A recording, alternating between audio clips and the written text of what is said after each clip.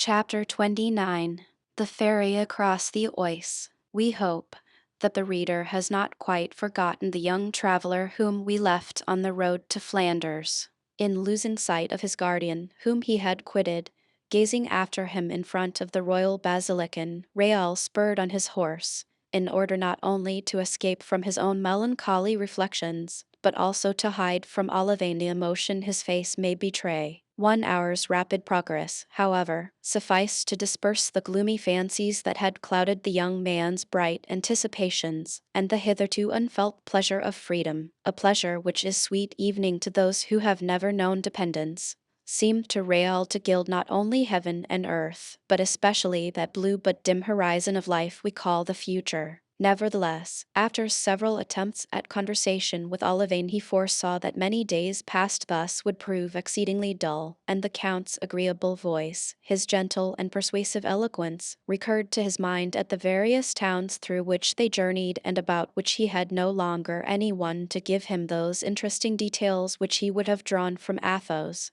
the most amusing and the best informed of guides. Another recollection contributed also to sadden Raoul. On their arrival at Sonners he had perceived, hidden behind a screen of poplars, a little ch-doe which so vividly recalled that of La Valliere to his mind that he halted for nearly 10 minutes to gaze at it, and resumed his journey with a sigh too abstracted evening to reply to Olivain's respectful inquiry about the cause of so much fixed attention. The aspect of external objects is often a mysterious guide communicating with the fibers of memory, which in spite of us will arouse them at times. This thread, like that of Ariadne, when once unraveled will conduct one through a labyrinth of thought, in which one loses oneself in endeavoring to follow that phantom of the past which is called recollection. Now the sight of the ch-doe had taken Raoul back 50 leagues westward and had caused him to review his life from the moment when he had taken leave of little Louise to that in which he had seen her for the first time,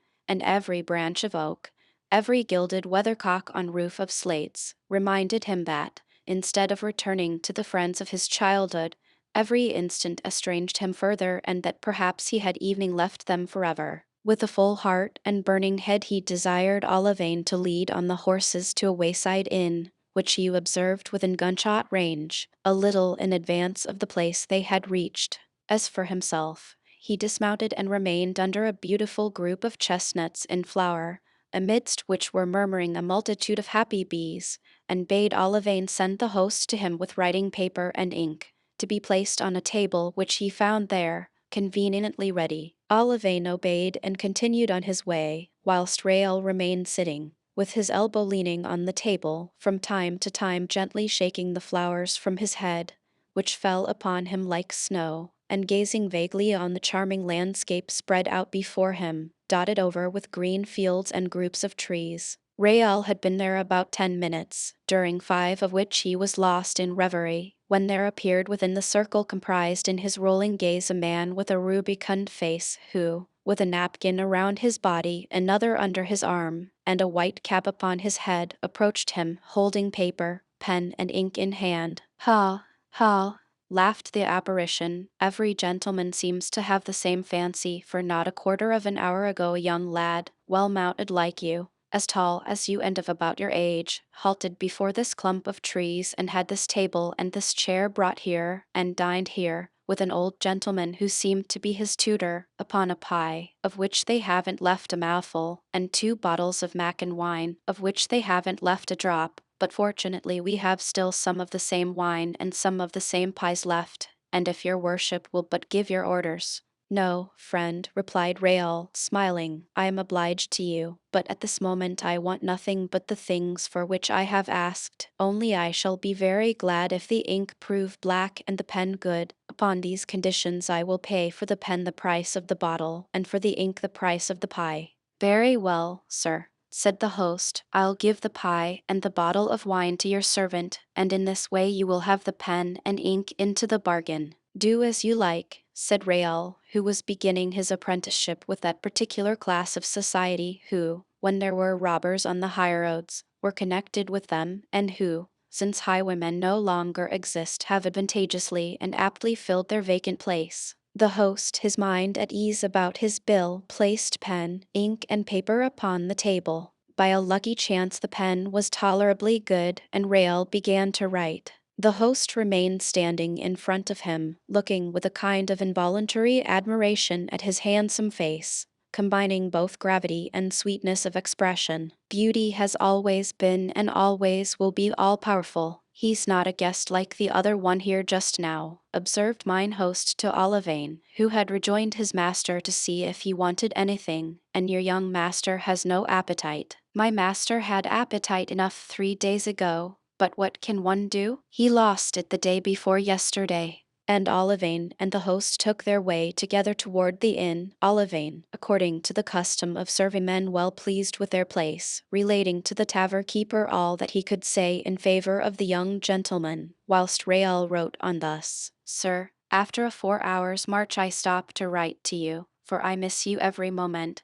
and I am always on the point of turning my head as if to reply when you speak to me. I was so bewildered by your departure and so overcome with grief at our separation, that I am sure I was able to but very feebly express all the affection and gratitude I feel toward you. You will forgive me, sir, for your heart is of such a generous nature that you can well understand all that has passed in mine. I entreat you to write to me, for you form a part of my existence, and, if I may venture to tell you so, I also feel anxious. It seemed to me as if you were yourself preparing for some dangerous undertaking, about which I did not dare to question you, since you told me nothing. I have, therefore, as you see, great need of hearing from you. Now that you are no longer beside me, I am afraid every moment of erring. You sustained me powerfully, sir, and I protest to you that today I feel very lonely. Will you have the goodness, sir, should you receive news from Blois, to send me a few lines about my little friend Mademoiselle de la Valliere, about whose health,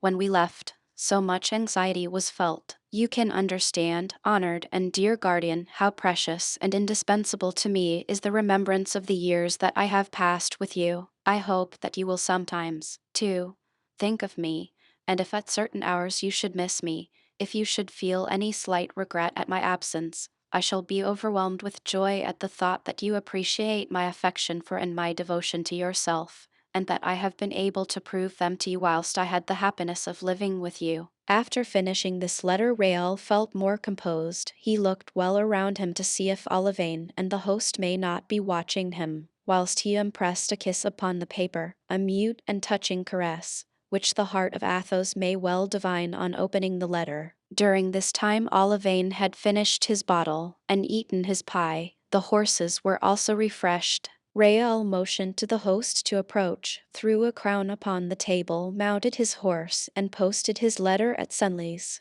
The rest that had been thus afforded to men and horses enabled them to continue their journey at a good round pace. At Verberie, Rael desired Olivine to make some inquiry about the young man who was preceding them. He had been observed to pass only 3/4 of an hour previously, but he was well mounted, as the tavern keeper had already said, and rode at a rapid pace. Let us try and overtake this gentleman, said Rael to Olivine. Like ourselves, he is on his way to join the army and may prove agreeable company. It was about 4 o'clock in the afternoon when Rael arrived at Compiègne. There he dined heartily, and again inquired about the young gentleman who was in advance of them. He had stopped, like Rael, at the Hotel of the Bell and Bottle, the best at Compiègne, and had started again on his journey, saying that he should sleep at Noyon. Well, let us sleep at Noyon, said Rael. Sir, replied Olivine, respectfully, allow me to remark that we have already much fatigued the horses this morning. I think it would be well to sleep here and to start again very early tomorrow. 18 leagues is enough for the first stage. The Comte de la Fère wished me to hasten on, replied Rael, that I may rejoin the prince on the morning of the 4th day. Let us push on, then, to Noyon. It will be a stage similar to those we travelled from Blois to Paris. We shall arrive at 8 o'clock. The horses will have a long night's rest, and at 5 o'clock tomorrow morning we can be again on the road. Olivine dared offer no opposition to this determination, but he followed his master, grumbling. Go on, said he. between his tests, expend your ardor the first day, to tomorrow, instead of journeying 20 leagues, you will travel 10, the day after to tomorrow, 5, and in 3 days you will be in bed. There you must rest. Young people are such braggarts. It was easy to see that Olivain had not been taught in the school of the Planchets and the Grimauds. Rael really felt tired, but he was desirous of testing his strength, and brought up in the principles of Athos and certain of having heard him speak 1,000 times of stages of 25 leagues, he did not wish to fall far short of his model. D'Artagnan, that man of iron, who seemed to be made of nerve and muscle only, had struck him with admiration. Therefore, in spite of Olivain's remarks, he continued to urge his steed more and more, and following a pleasant little path, leading to a ferry, and which he had been assured shortened the journey by the distance of 1 league, he arrived at the summit of a hill and perceived the river flowing before him. A little troop of men on horseback were waiting on the edge of the stream, ready to embark. Rael did not doubt this was the gentleman and his escort. He called out to him, but they were too distant to be heard. Then, in spite of the weariness of his beast, he made it gallop, but the rising ground soon deprived him of all sight of the travelers, and when he had again attained a new height, the fair boat had left the shore and was making for the opposite bank. Rael, seeing that he could not arrive in time to cross the ferry with the travelers, halted to wait for Olivain. At this moment a shriek was heard that seemed to come from the river. Rael turned toward the side from where the cry had sounded, and shaded his eyes from the glare of the setting sun with his hand. Olivain, he exclaimed, what do I see below there? A second scream, more piercing than the first, now sounded. Oh, sir, cried Olivain, the rope which holds the fair boat has broken and the boat is drifting. But what do I see in the water? Something struggling? Oh, yes, exclaimed Rael, fixing his glance on one point in the stream, splendidly illumined by the setting sun, a horse, a rider.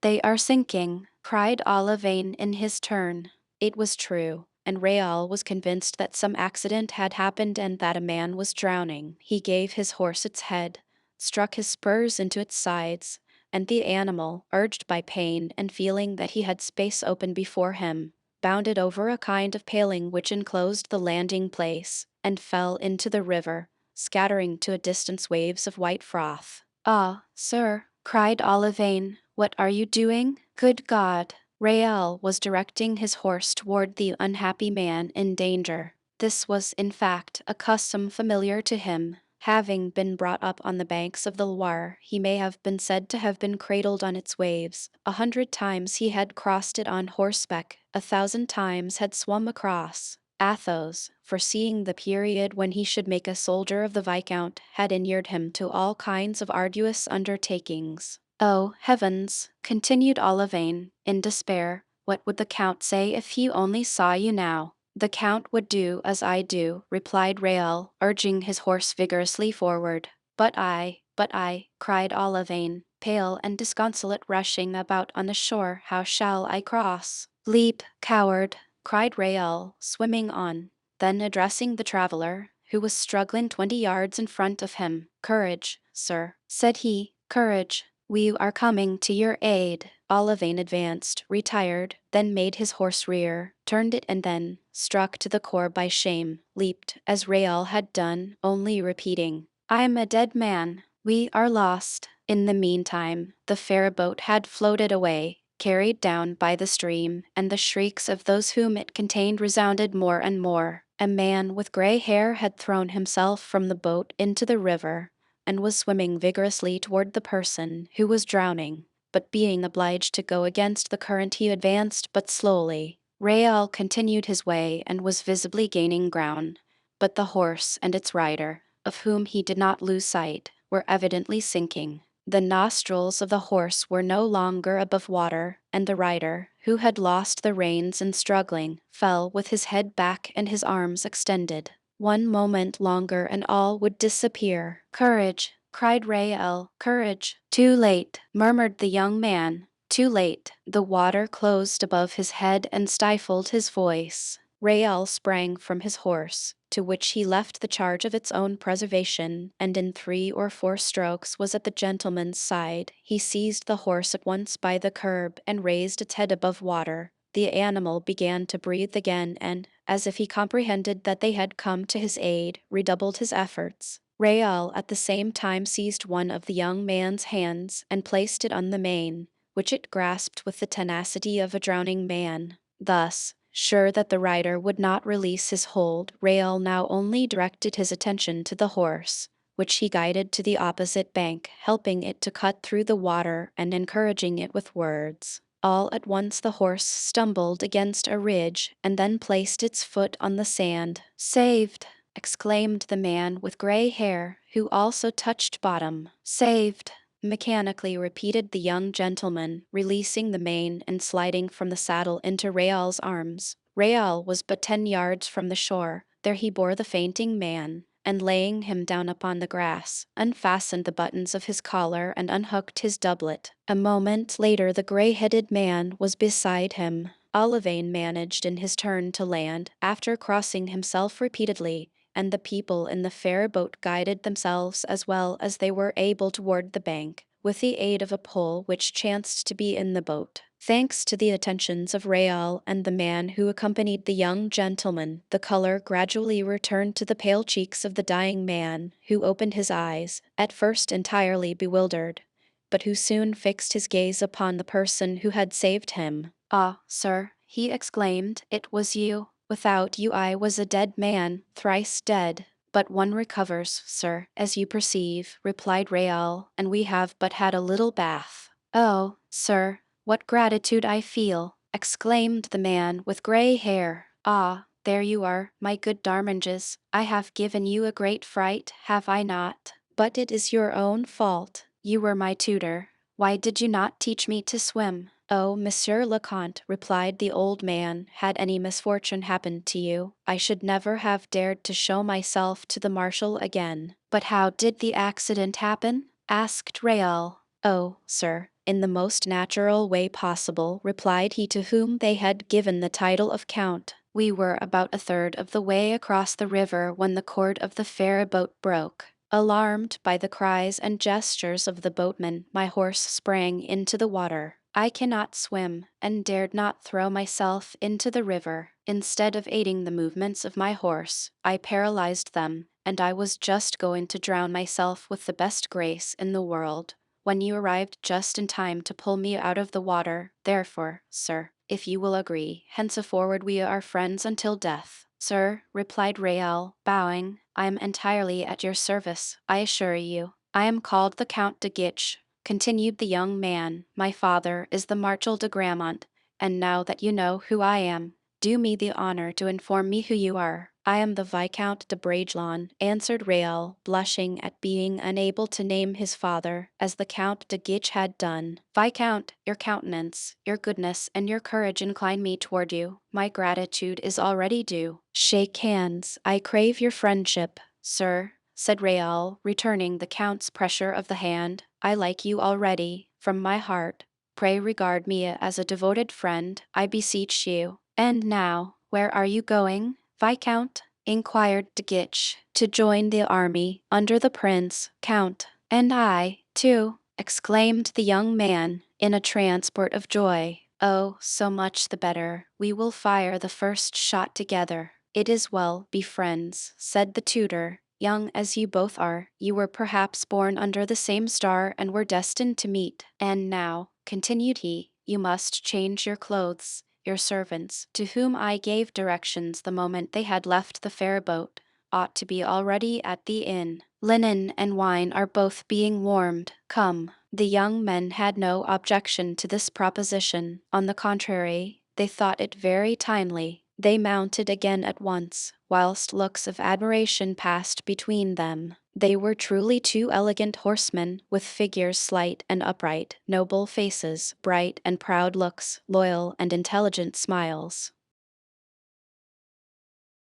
Chapter 30. Skirmishing. The halt at Noyon was but brief, every one there being wrapped in profound sleep. Rael had desired to be awakened should Grimaud arrive, but Grimaud did not arrive. Doubtless, too, the horses on their part appreciated the 8 hours of repose and the abundant stabling which was granted them. The Count de Guiche was awakened at 5 o'clock in the morning by Raoul, who came to wish him good day. They breakfasted in haste, and at 6 o'clock had already gone 10 miles. The young Count's conversation was most interesting to Raoul, therefore he listened much, whilst the Count talked well and long. Brought up in Paris, where Raoul had been but once, at the court, which Raoul had never seen, his follies as page, 2 duels, which he had already found the means of fighting, in spite of the edicts against them and, more especially, in spite of his tutor's vigilance, these things excited the greatest curiosity in Raoul. Raoul had only been at M. Scarron's house. He named to Guiche the people whom he had seen there. Guiche knew everybody: Madame de Newlin, Mademoiselle d'Aubigny, Mademoiselle de Scudry, Mademoiselle Paulet, Madame de Chevreuse. He criticized everybody humorously. Raoul trembled, lest he should laugh among the rest at Madame de Chevreuse, for whom he entertained deep and genuine sympathy, but either instinctively or from affection for the Duchess, he said everything in her favor. His praises increased Raoul's friendship twofold.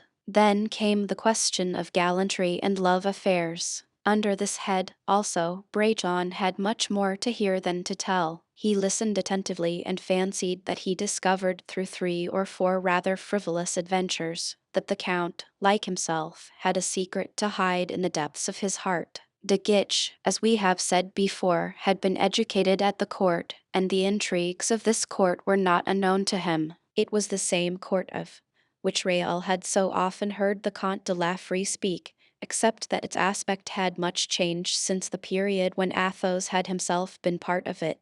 Therefore everything which the Count de Guiche related was new to his travelling companion. The young Count, witty and caustic, passed all the world in review. The Queen herself was not spared, and Cardinal Mazarin came in for his share of ridicule. The day passed away as rapidly as an hour. The Count's tutor, a man of the world and a bon vivant, up to his eyes in learning, as his pupil described him, often recalled the profound erudition, the witty and caustic satire of Athos to Raoul, but as regarded grace, delicacy, and nobility of external appearance, no one in these points was to be compared to the Comte de la Fère. The horses, which were more kindly used than on the previous day, stopped at Arras at 4 o'clock in the evening. They were approaching the scene of war, and as bands of Spaniards sometimes took advantage of the night to make expeditions evening as far as the neighborhood of Arras, they determined to remain in the town until the tomorrow. The French army held all between Pont Marc as far as Valenciennes, falling back upon Douai.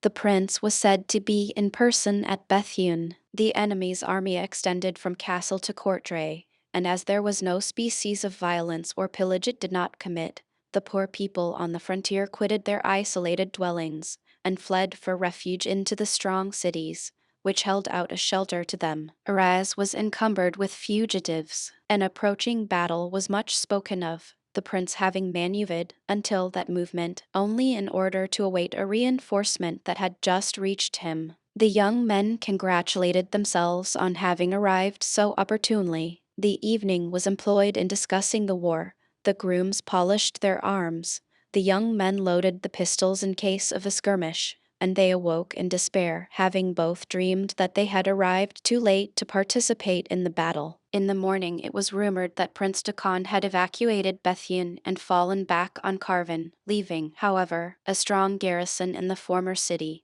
But as there was nothing positively certain in this report, the young warriors decided to continue their way toward Bethune, free on the road to diverge to the right and march to Carvin if necessary. The Count's tutor was well acquainted with the country. He consequently proposed to take a crossroad, which lay between that of Lens and that of Bethune. They obtained information at Ablain, and a statement of their route was left for Grimaud. About 7 o'clock in the morning they set out. De Guiche, who was young and impulsive, said to Raoul, "Here we are, 3 masters and 3 servants. Our valets are well armed and yours seems to be tough enough." "I have never seen him put to the test," replied Raoul, "but he is a Breton, which promises something." Yes, resumed De Guiche, I am sure he can fire a musket when required. On my side I have 2 sure men, who have been in action with my father. We therefore represent 6 fighting men. If we should meet a little troop of enemies, equal or evening superior in number to our own, shall we charge them, Real? Certainly, sir, replied the Viscount. Hulloa! Young people, stop there, said the tutor, joining in the conversation. Sounds how you maneuver my instructions, Count. You seem to forget the orders I received to conduct you safe and sound to His Highness the Prince. Once with the army you may be killed at your good pleasure, but until that time, I warn you that in my capacity of general of the army I shall order a retreat and turn my back on the first red coat we come across. De Guiche and Real glanced at each other, smiling. They arrived at Ablain without accident. There they inquired, and learned that the prince had in reality quitted Bethune and stationed himself between Cambria and La Venthie. Therefore, leaving directions at every place for Grimaud, they took a crossroad which conducted the little troop by the bank of a small stream flowing into the Lys. The country was beautiful, intersected by valleys as green as the emerald. Here and there they passed little copses crossing the path which they were following. In anticipation of some ambuscade in each of these little woods, the tutor placed his 2 servants at the head of the band, thus forming the advance guard. Himself and the 2 young men represented the body of the army, whilst Olivain, with his rifle upon his knee and his eyes upon the watch, protected the rear. They had observed for some time before them, on the horizon, a rather thick wood, and when they had arrived at a distance of 100 steps from it, Monsieur d'Arminges took his usual precautions and sent on in advance the Count's 2 grooms. The servants had just disappeared under the trees, followed by the tutor, and the young men were laughing and talking about 100 yards off. Olivain was at the same distance in the rear, when suddenly there resounded 5 or 6 musket shots. The tutor cried halt. The young men obeyed, pulling up their steeds, and at the same moment the 2 valets were seen returning at a gallop. The young men, impatient to learn the cause of the firing, spurred on toward the servants. The tutor followed them. Were you stopped? Eagerly inquired the 2 youths. No, replied the servants. It is evening probable that we have not been seen. The shots were fired about 100 paces in advance of us, in the thickest part of the wood, and we returned to ask your advice. My advice is this, said Monsieur d'Arminges, and if needs be, my will, that we beat a retreat. There may be an ambuscade concealed in this wood. Did you see nothing there? Asked the Count. I thought I saw, said one of the servants, horsemen dressed in yellow, creeping along the bed of the stream. That's it, said the tutor. We have fallen in with a party of Spaniards. Come back, sirs, back. The 2 youths looked at each other, and at this moment a pistol shot and cries for help were heard. Another glance between the young men convinced them both that neither had any wish to go back, and as the tutor had already turned his horse's head, they both spurred forward, Real crying, "Follow me, Olivain," and the Count de Guiche, "Follow, Urban and Planchet."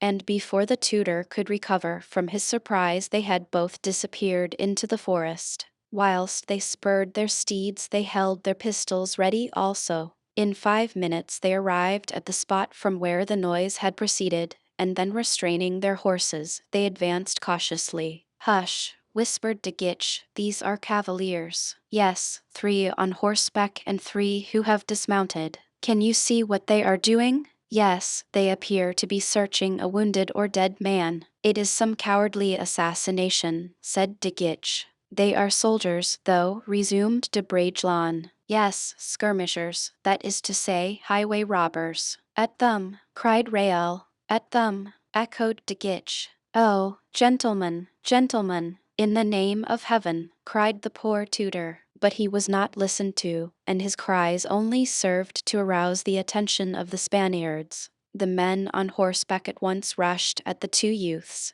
leaving the 3 others to complete the plunder of the dead or wounded travelers, for on approaching nearer, instead of one extended figure, the young men discovered 2. De Guiche fired the first shot at 10 paces and missed his man, and the Spaniard, who had advanced to meet Real, aimed in his turn, and Real felt a pain in the left arm, similar to that of a blow from a whip. He let off his fire at but 4 paces, struck in the breast, and extending his arms, the Spaniard fell back on the crupper, and the terrified horse, turning around, carried him off. Real at this moment perceived the muzzle of a gun pointed at him, and remembering the recommendation of Athos, he, with the rapidity of lightning, made his horse rear as the shot was fired. His horse bounded to one side, losing its footing, and fell, entangling Real's leg under its body. The Spaniard sprang forward and seized the gun by its muzzle, in order to strike Real on the head with the butt.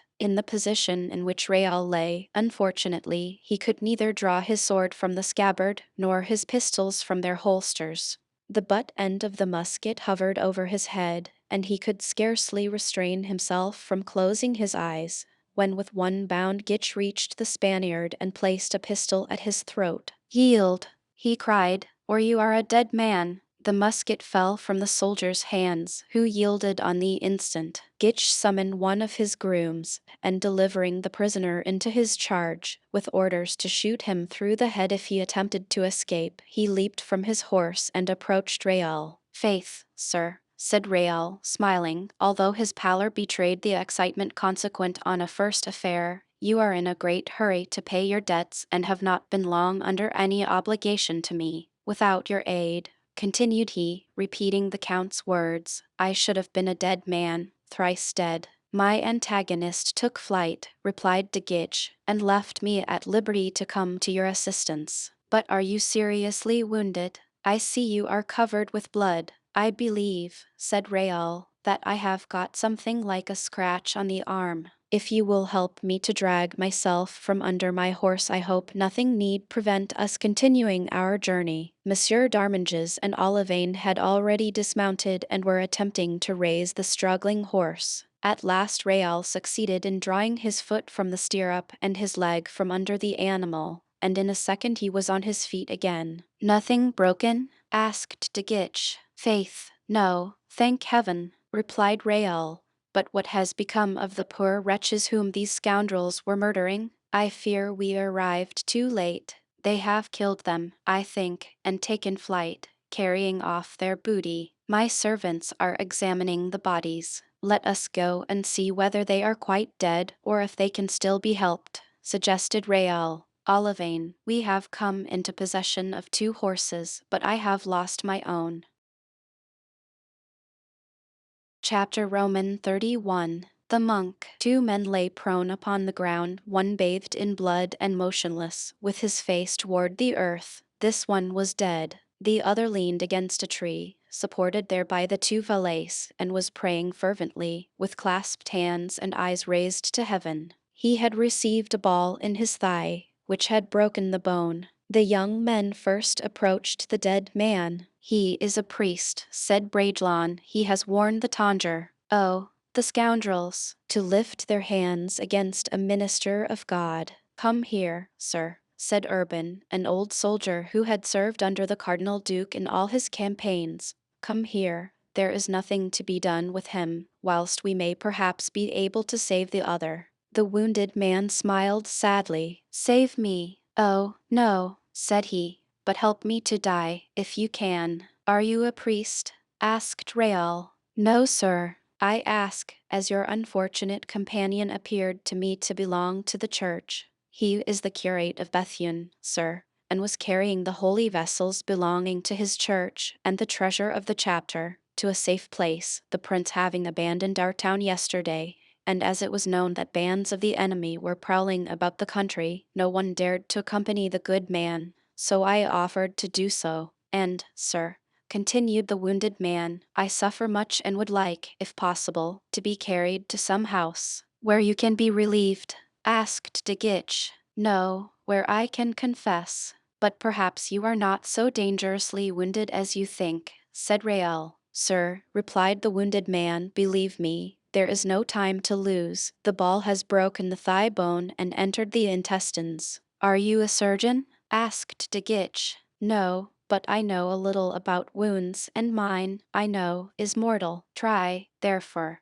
either to carry me to some place where I may see a priest or take the trouble to send one to me here. It is my soul that must be saved, as for my body, it is lost. To die whilst doing a good deed, it is impossible. God will help you, gentlemen, in the name of heaven, said the wounded man, collecting all his forces as if to get up. Let us not lose time in useless words. Either help me to gain the nearest village or swear to me on your salvation that you will send me the first monk, the first cur, the first priest you may meet. But, he added in a despairing tone, perhaps no one will dare to come, for it is known that the Spaniards are ranging through the country, and I shall die without absolution. My God! My God! Good God! Good God! Added the wounded man, in an accent of terror which made the young men shudder. You will not allow that? That would be too terrible. Calm yourself, sir, replied de Guiche. I swear to you, you shall receive the consolation that you ask. Only tell us where we shall find a house at which we can demand aid and a village from which we can fetch a priest. Thank you, and God reward you. About half a mile from this, on the same road, there is an inn, and about a mile further on, after leaving the inn, you will reach the village of Grenny. There you must find the curate, or if he is not at home, go to the convent of the Augustines, which is the last house on the right, and bring me one of the brothers. Monk or priest, it matters not, provided only that he has received from Holy Church the power of absolving in articulo mortis. Monsieur d'Arminges, said de Guiche, remain beside this unfortunate man and see that he is removed as gently as possible. The Vicomte and myself will go and find a priest. Go, sir, replied the tutor, but in heaven's name do not expose yourself to danger.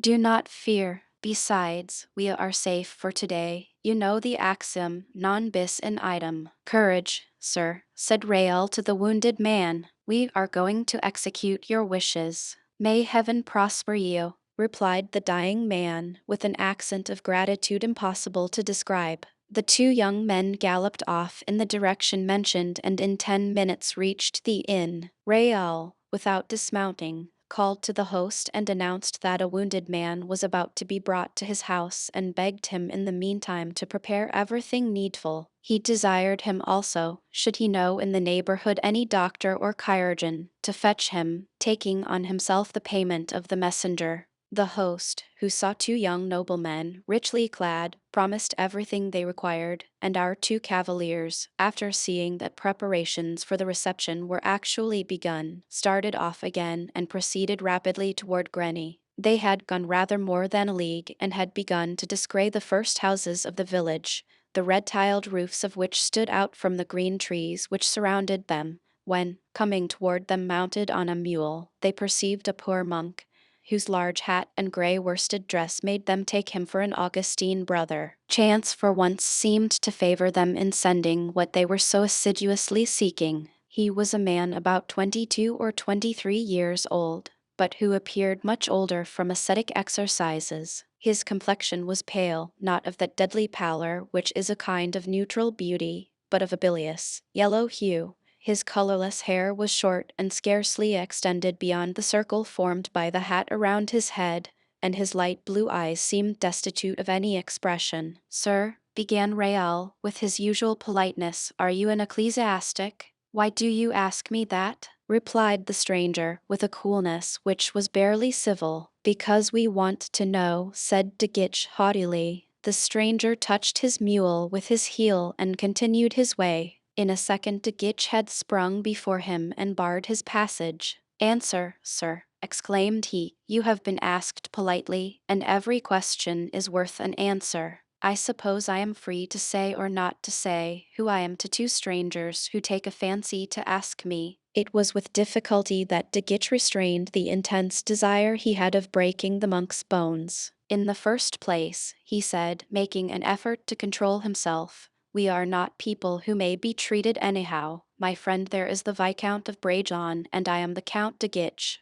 Nor was it from caprice we asked the question, for there is a wounded and dying man who demands the succor of the church. If you be a priest, I conjure you in the name of humanity to follow me to aid this man. If you be not, it is a different matter, and I warn you in the name of courtesy, of which you appear profoundly ignorant, that I shall chastise you for your insolence." The pale face of the monk became so livid and his smile so strange, that Raoul, whose eyes were still fixed upon him, felt as if this smile had struck to his heart like an insult. "He is some Spanish or Flemish spy," said he, putting his hand to his pistol. A glance, threatening and transient as lightning, replied to Raoul. "Well, sir," said de Guiche, "are you going to reply?" "I am a priest," said the young man. "Then, father," said Raoul, forcing himself to convey a respect by speech that did not come from his heart, "if you are a priest, you have an opportunity, as my friend has told you, of exercising your vocation. At the next inn you will find a wounded man, now being attended by our servants, who has asked the assistance of a minister of God." "I will go," said the monk, and he touched his mule. "If you do not go, sir," said de Guiche, "remember that we have 2 steeds able to catch your mule and the power of having you seized wherever you may be, and then I swear your trial will be summary. One can always find a tree and a cord." The monk's eye again flashed, but that was all. He merely repeated his phrase, "I will go," and he went. "Let us follow him," said de Guiche. "It will be the surest plan." "I was about to propose so doing," answered de Bragelonne. In the space of 5 minutes the monk turned around to ascertain whether he was followed or not. "You see," said Raoul, "we have done wisely." "What a horrible face that monk has," said de Guiche. "Horrible," replied Raoul, "especially in expression." "Yes, yes," said de Guiche, "a strange face. But these monks are subject to such degrading practices. Their fasts make them pale, the blows of the discipline make them hypocrites, and their eyes become inflamed through weeping for the good things of this life we common folk enjoy. But they have lost." "Well," said Raoul, "the poor man will get his priest, but, by heaven, the penitent appears to me to have a better conscience than the confessor. I confess I am accustomed to priests of a very different appearance." "Ah," exclaimed de Guiche, "you must understand that this is one of those wandering brothers who go begging on the high road until some day a benefice falls down from heaven on them. They are mostly foreigners, Scotch, Irish, or Danish. I have seen them before. As ugly, no, but reasonably hideous. What a misfortune for the wounded man to die under the hands of such a friar." "Pshaw," said de Guiche, "absolution comes not from him who administers it, but from God. However, for my part, I would rather die unshriven than have anything to say to such a confessor. You are of my opinion, are you not, Viscount? And I see you playing with the pommel of your sword, as if you had a great inclination to break the Holy Father's head." "Yes, Count, it is a strange thing and one which may astonish you, but I feel an indescribable horror at the sight of over their man. Have you ever seen a snake rise up on your path?" "Never," answered de Guiche. "Well, it has happened to me to do so in our Blaisois forests, and I remember that the first time I encountered one with its eyes fixed upon me, curled up, swinging its head and pointing its tongue, I remained fixed, pale and as though fascinated, until the moment when the Comte de Laffrey—" "Your father?" asked de Guiche. "No, my guardian," replied Raoul, blushing. "Very well." "Until the moment when the Comte de Laffrey," resumed Raoul, said, 'Come, Bragelonne, draw your sword.' Then only I rushed upon the reptile and cut it in two, just at the moment when it was rising on its tail and hissing, before it sprang upon me. Well, I vow I felt exactly the same sensation at sight of that man when he said, 'Why do you ask me that?' and looked so strangely at me. Then you regret that you did not cut your serpent in 2 morsels." "Faith, yes, almost," said Raoul. They had now arrived within sight of the little inn, and could see on the opposite side the procession bearing the wounded man and guided by Monsieur d'Arminges. The youths spurred on. "There is the wounded man," said de Guiche, passing close to the Augustine brother. "Be good enough to hurry yourself a little, Monsieur Monk." As for Raoul, he avoided the monk by the whole width of the road and passed him, turning his head away in repulsion. The young men rode up to the wounded man to announce that they were followed by the priest.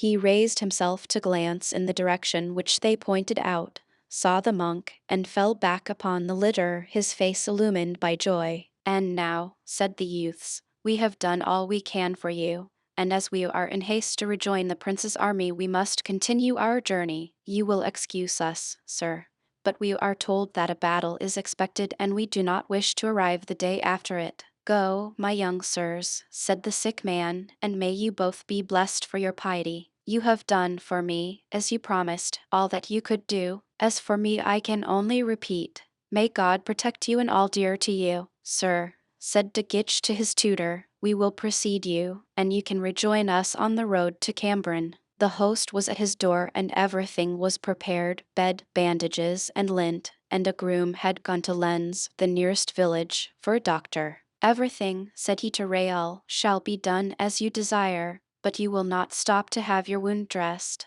"Oh, my wound, mine. It is nothing," replied the Viscount. "It will be time to think about it when we next halt. Only have the goodness, should you see a cavalier who makes inquiries about a young man on a chestnut horse followed by a servant, to tell him, in fact, that you have seen me, but that I have continued my journey and intend to dine at Mazingarbe and to stop at Cambrin. This cavalier is my attendant. Would it not be safer, and more certain, if I should ask him his name and tell him yours?" demanded the host. "There is no harm in over precaution. I am the Viscount de Bragelonne and he is called Grimaud." At this moment the wounded man arrived from one direction and the monk from the other, the latter dismounting from his mule and desiring that it should be taken to the stables without being unharnessed. "Sir Monk," said De Guiche, "confess well that brave man, and be not concerned for your expenses or for those of your mule, all is paid." "Thanks, monsieur," said the monk, with one of those smiles that made Bragelonne shudder. "Come, Count," said Raoul, who seemed instinctively to dislike the vicinity of the Augustine. "Come, I feel ill here," and the two young men spurred on. The litter, borne by two servants, now entered the house. The host and his wife were standing on the steps, whilst the unhappy man seemed to suffer dreadful pain and yet to be concerned only to know if he was followed by the monk. At sight of this pale, bleeding man, the wife grasped her husband's arm. "Well, what's the matter?" asked the latter. "Are you going to be ill just now?" "No, but look," replied the hostess, pointing to the wounded man. "I ask you if you recognize him?" "That man, wait a bit." "Ah, I see you know him," exclaimed the wife, "for you have become pale in your turn." "Truly," cried the host, "misfortune is coming on our house. It is the former executioner of Bethune." "The former executioner of Bethune," murmured the young monk, shrinking back and showing on his countenance the feeling of repugnance which his penitent inspired. Monsieur d'Arminges, who was at the door, perceived his hesitation. "Sir Monk," said he, "whether he is now or has been an executioner, this unfortunate being is none the less a man. Render to him, then, the last service he can by any possibility ask of you, and your work will be all the more meritorious." The monk made no reply, but silently wended his way to the room where the two valets had deposited the dying man on a bed. D'Arminges and Olivain and the two grooms then mounted their horses, and all four started off at a quick trot to rejoin Raoul and his companion. Just as the tutor and his escort disappeared in their turn, a new traveler stopped on the threshold of the inn. "What does your worship want?" demanded the host, pale and trembling from the discovery he had just made. The traveler made a sign as if he wished to drink, and then pointed to his horse and gesticulated like a man who is brushing something. "Ah, diable," said the host to himself, "this man seems dumb. And where will your worship drink?" "There," answered the traveler, pointing to the table. "I was mistaken," said the host, "he's not quite dumb. And what else does your worship wish for?" "To know if you have seen a young man pass, 15 years of age, mounted on a chestnut horse and followed by a groom?" "The Viscount de Bragelonne." "Just so. Then you are called Monsieur Grimaud?" The traveler made a sign of assent. "Well, then," said the host, "your young master was here a quarter of an hour ago. He will dine at Mazingarbe and sleep at Cambrin." "How far is Mazingarbe?" 2 miles and a half. "Thank you." Grimaud was drinking his wine silently, and had just placed his glass on the table to be filled a second time, when a terrific scream resounded from the room occupied by the monk and the dying man. Grimaud sprang up. "What is that?" said he. "From where comes that cry?" "From the wounded man's room," replied the host. "What wounded man?" "The former executioner of Bethune, who has just been brought in here, assassinated by Spaniards, and who is now being confessed by an Augustine friar." "The old executioner of Bethune," muttered Grimaud, a man between 55 and 60, tall, strong, swarthy, black hair and beard. "That is he, except that his beard has turned gray and his hair is white." "Do you know him?" asked the host. "I have seen him once," replied Grimaud, a cloud darkening his countenance at the picture so suddenly summoned to the bar of recollection. At this instant a second cry, less piercing than the first, but followed by prolonged groaning, was heard. The three listeners looked at one another in alarm. "We must see what it is," said Grimaud. "It sounds like the cry of one who is being murdered," murmured the host. "Mon Dieu," said the woman, crossing herself. If Grimaud was slow in speaking, we know that he was quick to act. He sprang to the door and shook it violently, but it was bolted on the other side. "Open the door," cried the host. "Open it instantly, Sir Monk." No reply. "Unfasten it, or I will break it in," said Grimaud. The same silence, and then, before the host could oppose his design, Grimaud seized a pair of pincers he perceived in a corner and forced the bolt. The room was inundated with blood, dripping from the mattresses upon which lay the wounded man, speechless. The monk had disappeared. "The monk!" cried the host. "Where is the monk?" Grimaud sprang toward an open window which looked into the courtyard. "He has escaped by this means," exclaimed he. "Do you think so?" said the host, bewildered. "Boy, see if the mule belonging to the monk is still in the stable." "There is no mule," cried he to whom this question was addressed. The host clasped his hands and looked around him suspiciously, whilst Grimaud knit his brows and approached the wounded man, whose worn, hard features awoke in his mind such awful recollections of the past. "There can be no longer any doubt but that it is himself," said he. "Does he still live?" inquired the innkeeper. Making no reply, Grimaud opened the poor man's jacket to feel if the heart beat, whilst the host approached in his turn. But in a moment they both fell back, the host uttering a cry of horror and Grimaud becoming pallid. The blade of a dagger was buried up to the hilt in the left side of the executioner. "Run!"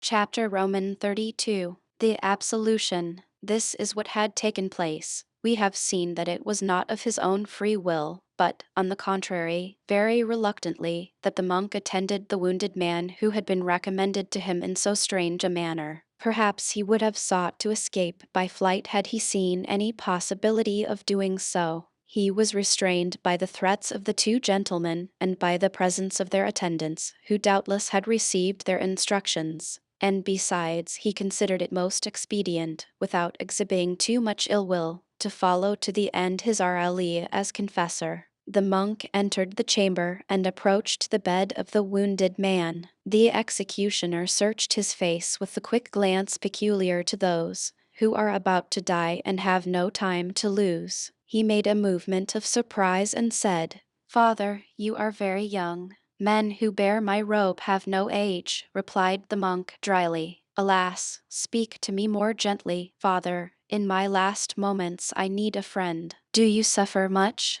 asked the monk. "Yes, but in my soul much more than in my body." "We will save your soul," said the young man. "But are you really the executioner of Bethune, as these people say?" "That is to say," eagerly replied the wounded man, who doubtless feared that the name of executioner would take from him the last help that he could claim. "That is to say, I was, but am no longer.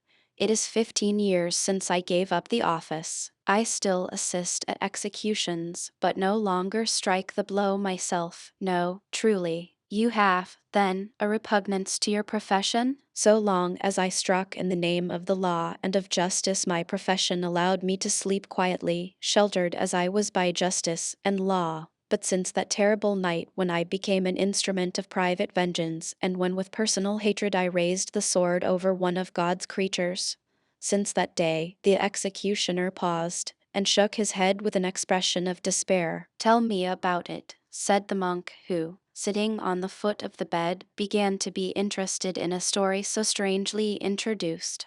"Ah," cried the dying man, with all the effusiveness of a grief declared after long suppression, "ah, I have sought to stifle remorse by 20 years of good deeds. I have assuaged the natural ferocity of those who shed blood. On every occasion I have exposed my life to save those who were in danger, and I have preserved lives in exchange for that I took away. That is not all. The money gained in the exercise of my profession I have distributed to the poor. I have been assiduous in attending church, and those who formerly fled from me have become accustomed to seeing me. All have forgiven me. Some have even loved me. But I think that God has not pardoned me, for the memory of that execution pursues me constantly, and every night I see that woman's ghost rising before me." "A woman? You have assassinated a woman, then?" cried the monk. "You also," exclaimed the executioner. "You use that word which sounds ever in my ears. Assassinated. I have assassinated, then, and not executed. I am an assassin, then, and not an officer of justice." And he closed his eyes with a groan. The monk doubtless feared that he would die without saying more, for he exclaimed eagerly, "Go on, I know nothing, as yet. When you have finished your story, God and I will judge." "Oh, Father," continued the executioner, without opening his eyes, as if he feared on opening them to see some frightful object, "it is especially when night comes on and when I have to cross a river, that this terror which I have been unable to conquer comes upon me. It then seems as if my hand grew heavy, as if the cutlass was still in its grasp, as if the water had the color of blood, and all the voices of nature, the whispering of the trees, the murmur of the wind, the lapping of the wave, united in a voice tearful, despairing, terrible, crying to me, 'Place for the justice of God.'" "Delirium," murmured the monk, shaking his head. The executioner opened his eyes, turned toward the young man, and grasped his arm. "Delirium," he repeated. "Delirium, do you say?" "Oh, no, I remember too well. It was evening. I had thrown the body into the river, and those words which my remorse repeats to me are those which I in my pride pronounced. After being the instrument of human justice, I aspired to be that of the justice of God. But let me see, how was it done?" "Speak," said the monk. "It was at night.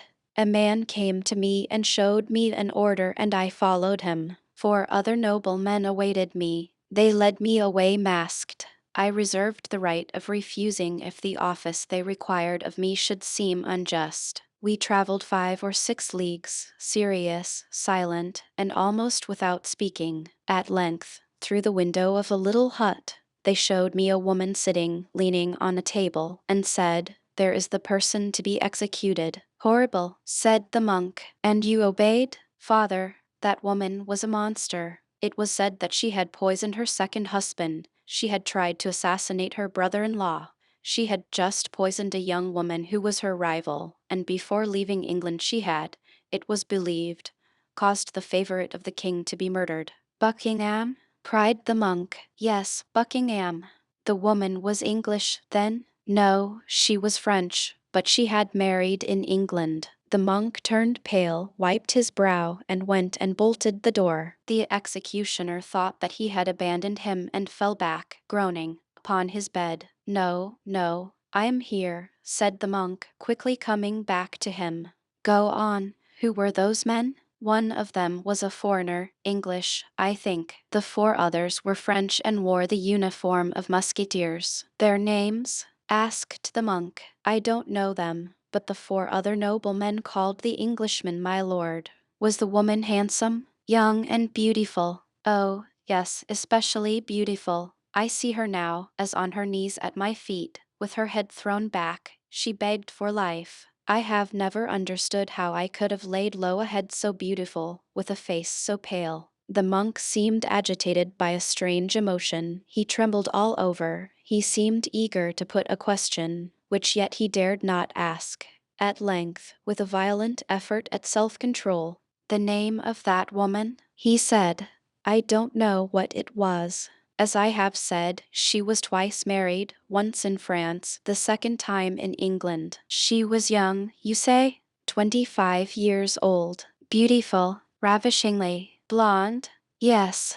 Abundance of hair, falling over her shoulders? Yes. Eyes of an admirable expression? When she chose. Oh, yes, it is she. A voice of strange sweetness. How do you know it? The executioner raised himself on his elbow and gazed with a frightened air at the monk, who became livid. And you killed her, the monk exclaimed. You were the tool of those cowards who dared not kill her themselves. You had no pity for that youthfulness, that beauty, that weakness. You killed that woman? Alas, I have already told you, father, that woman, under that angelic appearance, had an infernal soul, and when I saw her, when I recalled all the evil she had done to me, to you, what could she have done to you? Come, tell me. She had seduced and ruined my brother, a priest. She had fled with him from her convent. With your brother? Yes, my brother was her first lover, and she caused his death. Oh, father, do not look in that way at me. Oh, I am guilty. Then, you will not pardon me?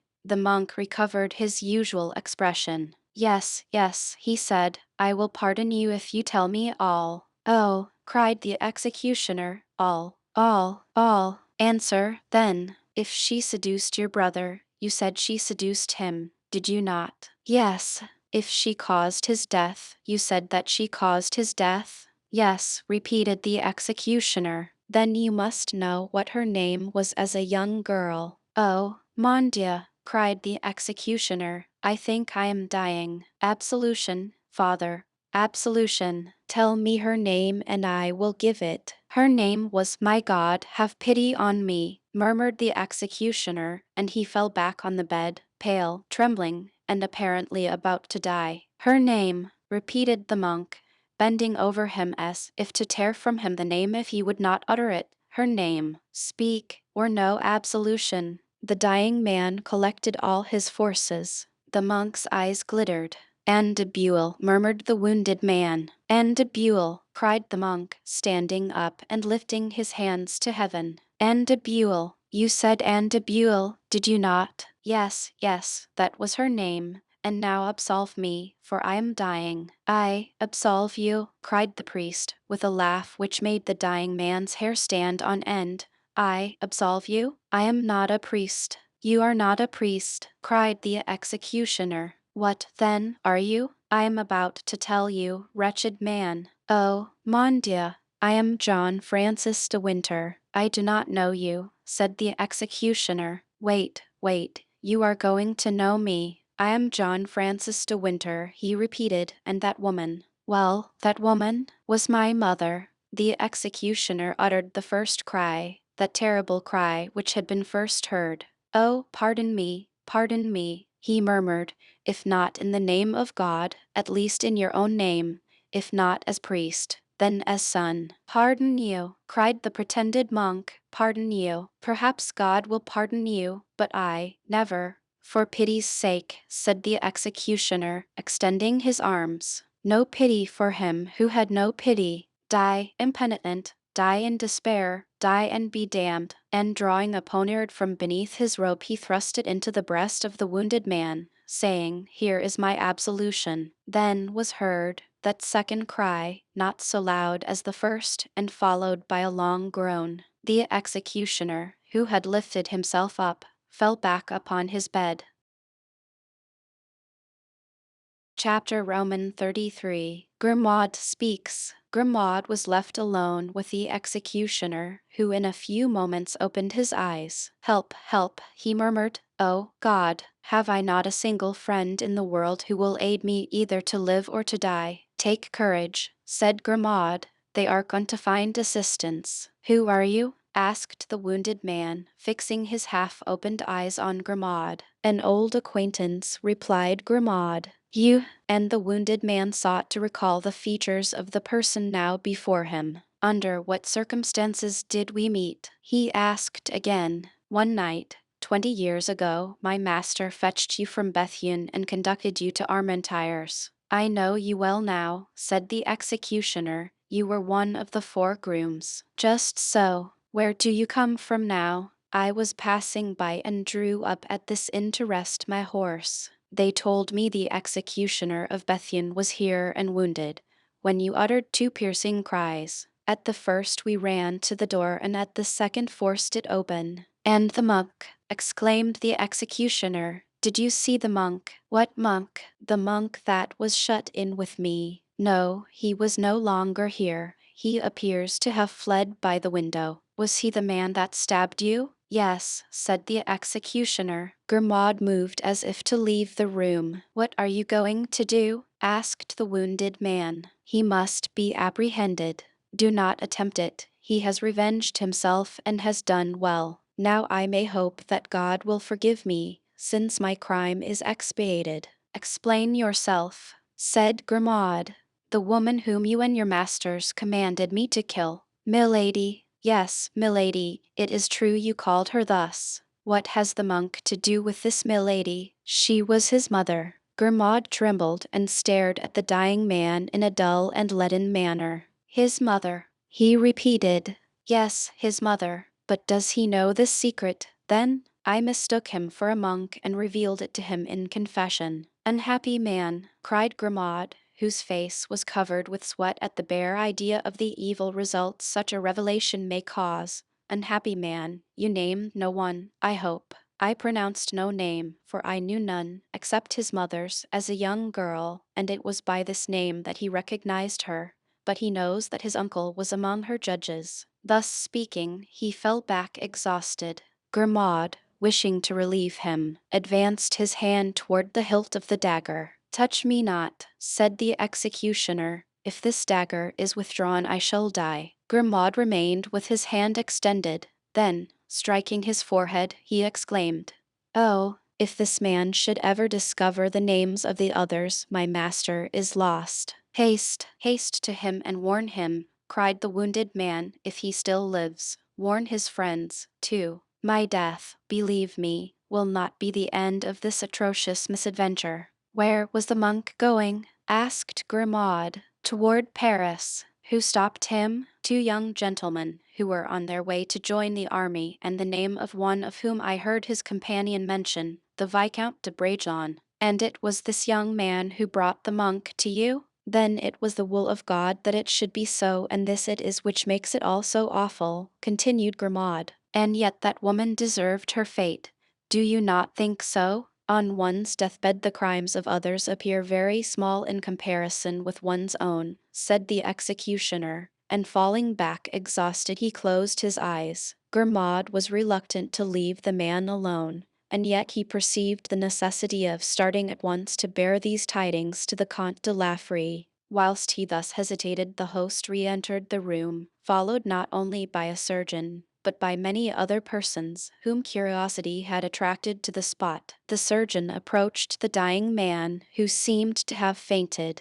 We must first extract the steel from the side, said he, shaking his head in a significant manner. The prophecy which the wounded man had just uttered recurred to Grimaud, who turned away his head. The weapon, as we have already stated, was plunged into the body to the hilt, and as the surgeon, taking it by the end, drew it forth, the wounded man opened his eyes and fixed them on him in a manner truly frightful. When at last the blade had been entirely withdrawn, a red froth issued from the mouth of the wounded man, and a stream of blood spouted afresh from the wound when he at length drew breath. Then, fixing his eyes upon Grimaud with a singular expression, the dying man uttered the last death rattle and expired. Then Grimaud, lifting the dagger from the pool of blood which was gliding along the room, to the horror of all present, made a sign to the host to follow him, paid him with a generosity worthy of his master, and again mounted his horse. Grimaud's first intention had been to return to Paris,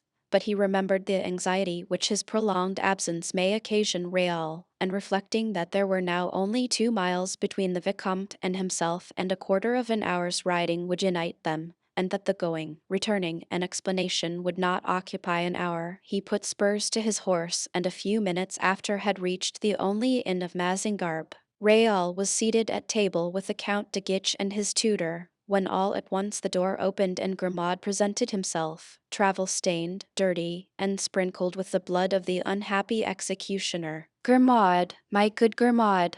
exclaimed Raoul, "here you are at last. Excuse me, sirs, this is not a servant, but a friend. How did you leave the Count?" continued he. "Does he regret me a little? Have you seen him since I left him? Answer, for I have many things to tell you, too. Truly, the last 3 days some odd adventures have happened, but what is the matter? How pale you are! In blood, too. What is this?" "It is the blood of the unfortunate man whom you left at the inn and who died in my arms." "In your arms? That man? But know you who he was?" "He used to be the headsman of Bethune." "You knew him? And he is dead?" "Yes." "Well, sir," said Darmanges, "it is the common lot. Evening an executioner is not exempted. I had a bad opinion of him the moment I saw his wound, and since he asked for a monk, you know that it was his opinion, too, that death would follow." At the mention of the monk, Grimaud became pale. "Come, come," continued Darmanges, "to dinner," for like most men of his age and generation he did not allow sentiment or sensibility to interfere with a repast. "You are right, sir," said Raoul. "Come, Grimaud, order dinner for yourself, and when you have rested a little we can talk." "No, sir, no," said Grimaud. "I cannot stop a moment. I must start for Paris again immediately." "What? You start for Paris? You are mistaken. It is Olivain who leaves me. You are to remain. On the contrary, Olivain is to stay and I am to go. I have come for nothing else but to tell you so." "But what is the meaning of this change?" "I cannot tell you. Explain yourself." "I cannot explain myself." "Come, tell me, what is the joke?" "Monsieur le Vicomte knows that I never joke." "Yes, but I know also that Monsieur le Comte de la Fère arranged that you are to remain with me and that Olivain should return to Paris." "I shall follow the Count's directions." "Not under present circumstances, monsieur." "Perhaps you mean to disobey me?" "Yes, monsieur, I must." "You persist, then?" "Yes, I am going. May you be happy, monsieur." And Grimaud saluted and turned toward the door to go out. Raoul, angry and at the same time uneasy, ran after him and seized him by the arm. "Grimaud," he cried, "remain, I wish it." "Then," replied Grimaud, "you wish me to allow Monsieur le Comte to be killed." He saluted and made a movement to depart. "Grimaud, my friend," said the Viscount, "will you leave me thus, in such anxiety? Speak, speak, in heaven's name." And Raoul fell back trembling upon his chair. "I can tell you but one thing, sir, for the secret you wish to know is not my own. You met a monk, did you not?" "Yes." The young men looked at each other with an expression of fear. "You conducted him to the wounded man, and you had time to observe him, and perhaps you would know him again were you to meet him." "Yes, yes," cried both young men.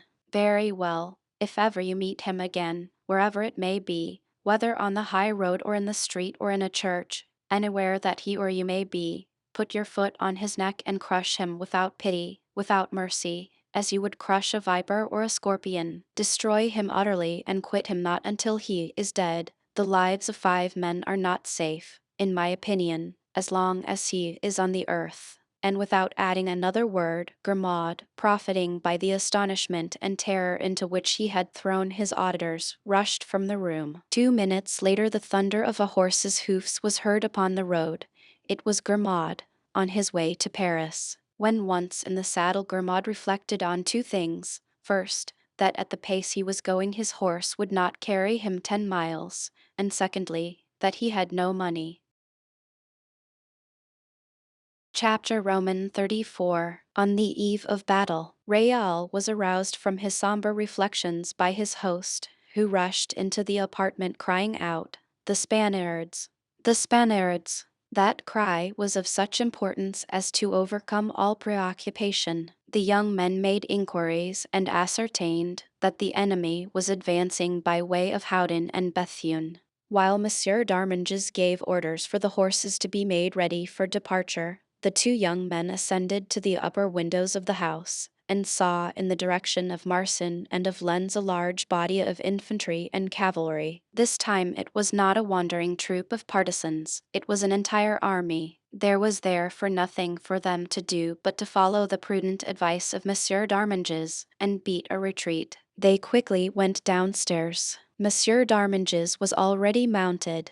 Olivain had ready the horses of the young men, and the lackeys of the Count de Guiche guarded carefully between them the Spanish prisoner, mounted on a pony which had been bought for his use. As a further precaution they had bound his hands. The little company started off at a trot on the road to Cambrin, where they expected to find the prince. But he was no longer there, having withdrawn on the previous evening to La Bassée, misled by false intelligence of the enemy's movements. Deceived by this intelligence, he had concentrated his forces between Ville-Chapelle and La Venthie, and after a reconnaissance along the entire line, in company with Marshal de Gramont, he had returned and seated himself before a table, with his officers around him. He questioned them as to the news they had each been charged to obtain, but nothing positive had been learned. The hostile army had disappeared 2 days before, and seemed to have gone out of existence. Now an enemy is never so near, and consequently so threatening, as when he has completely disappeared.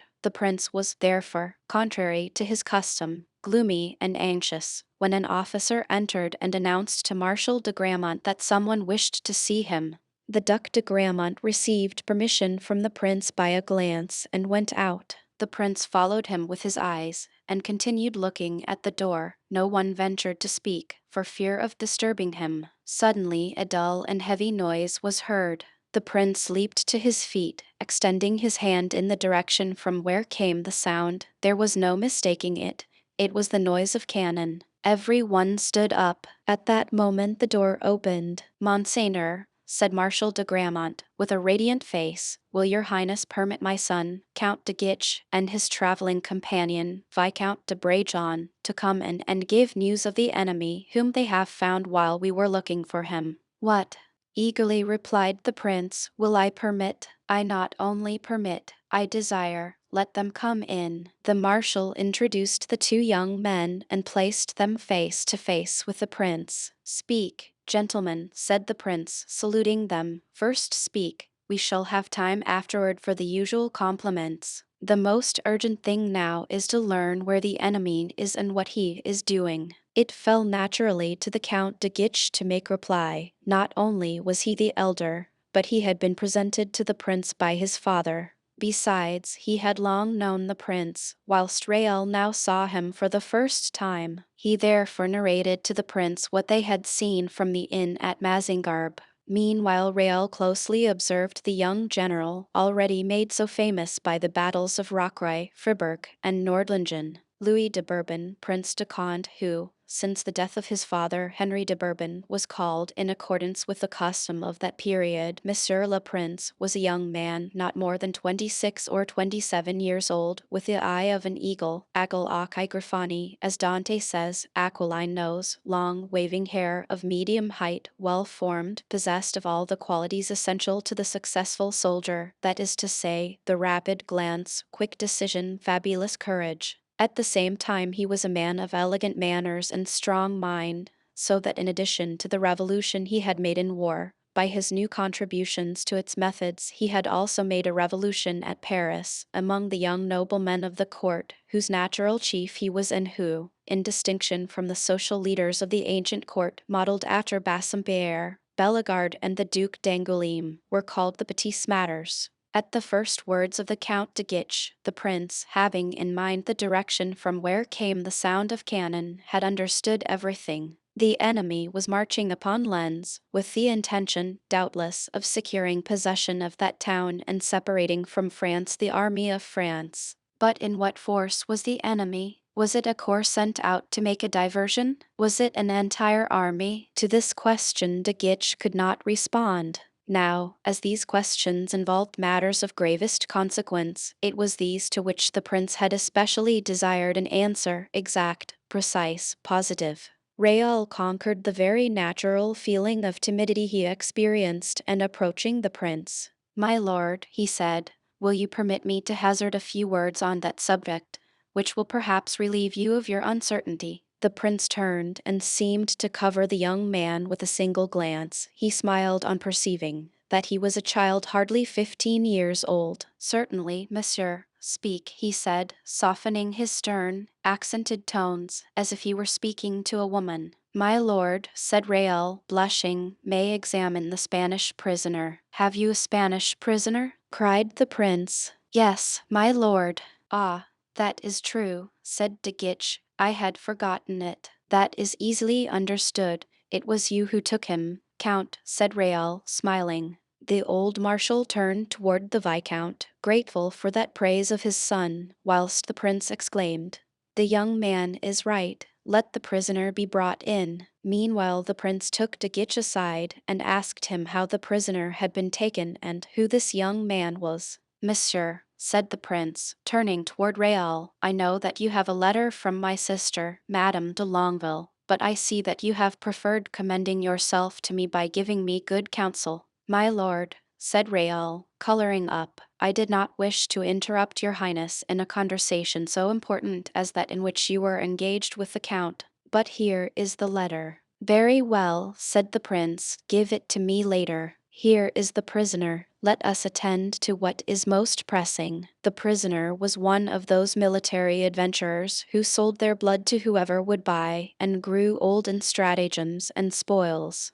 Since he had been taken he had not uttered a word, so that it was not known to what country he belonged. The prince looked at him with unspeakable distrust. "Of what country are you?" asked the prince. The prisoner muttered a few words in a foreign tongue. Ah, it seems that he is a Spaniard." "Do you speak Spanish, Grammont?" "Faith, my lord, but indifferently." "And I not at all," said the prince, laughing. "Gentlemen," he said, turning to those who were near him, "can any one of you speak Spanish and serve me as interpreter?" "I can, my lord," said Raoul. "Ah, you speak Spanish? Enough, I think, to fulfill your highness's wishes on this occasion." Meanwhile the prisoner had remained impassive, and as if he had no understanding of what was taking place. "My lord asks of what country you are," said the young man, in the purest Castilian. "Ich bin ein Deutscher," replied the prisoner. "What in the devil does he say?" asked the prince. "What new gibberish is that?" "He says he is German, my lord," replied Raoul, "but I doubt it, for his accent is bad and his pronunciation defective." "Then you speak German, also?" asked the prince. "Yes, my lord."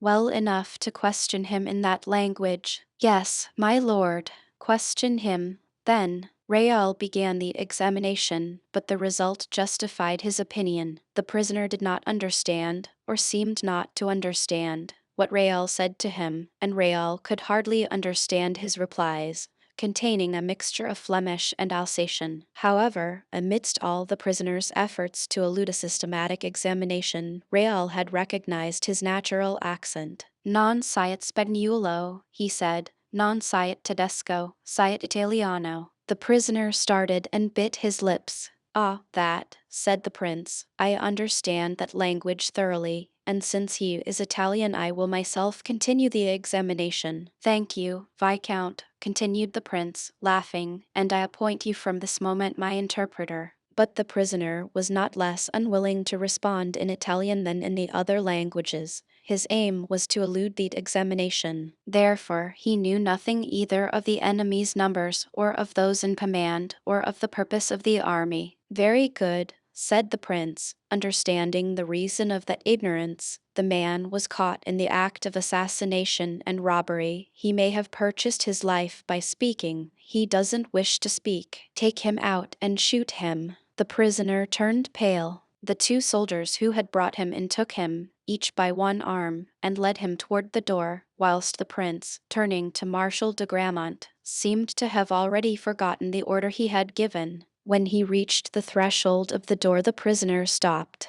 The soldiers, who knew only their orders, attempted to force him along. "One moment," said the prisoner, in French. "I am ready to speak, my lord." Ah, said the prince, laughing, "I thought we should come to that. I have a sure method of limbering tongues. Young men, Take advantage of it against the time when you may be in command. But on condition, continued the prisoner, that your highness will swear that my life shall be safe. Upon my honor, said the prince. Question, then, my lord, where did the army cross the lies? Between Saint Venant and Ayr. By whom is it commanded? By Count de Fuensaldagne, General Beck, and the Archduke. Of how many does it consist? 18,000 men and 36 cannon. And its aim is Lens. You see, gentlemen, said the prince, turning with a triumphant air toward Marshal de Gramont and the other officers. Yes, my lord, said the marshal, you have divined all that was possible to human genius.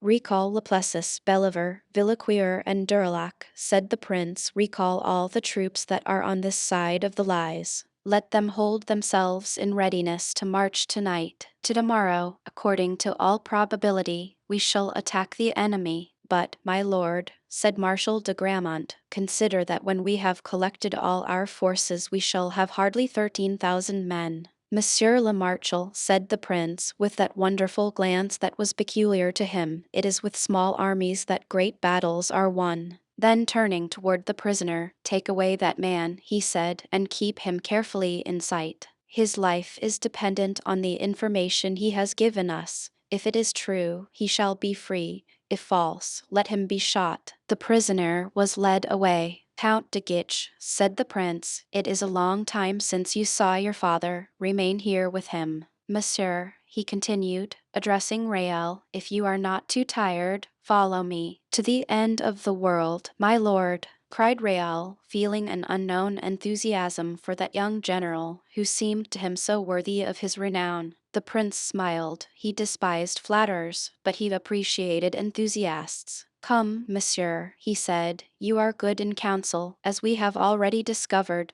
To-morrow we shall know if you are good in action. And I, said the marshal, what am I to do? Wait here to receive the troops. I shall either return for them myself or shall send a courier directing you to bring them to me. 20 guards, well mounted, are all that I shall need for my escort. That is very few, said the marshal. It is enough, replied the prince. Have you a good horse, Monsieur de Bragelonne? My horse was killed this morning, my lord, and I am mounted provisionally on my lackeys. Choose for yourself in my stables the horse you like best. No false modesty. Take the best horse you can find. You will need it this evening, perhaps. You will certainly need it to-morrow. Raoul didn't wait to be told twice. He knew that with superiors, especially when those superiors are princes, the highest politeness is to obey without delay or argument. He went down to the stables, picked out a piebald Andalusian horse, saddled and bridled it himself, for Athos had advised him to trust no one with those important offices at a time of danger, and went to rejoin the prince, who at that moment mounted his horse.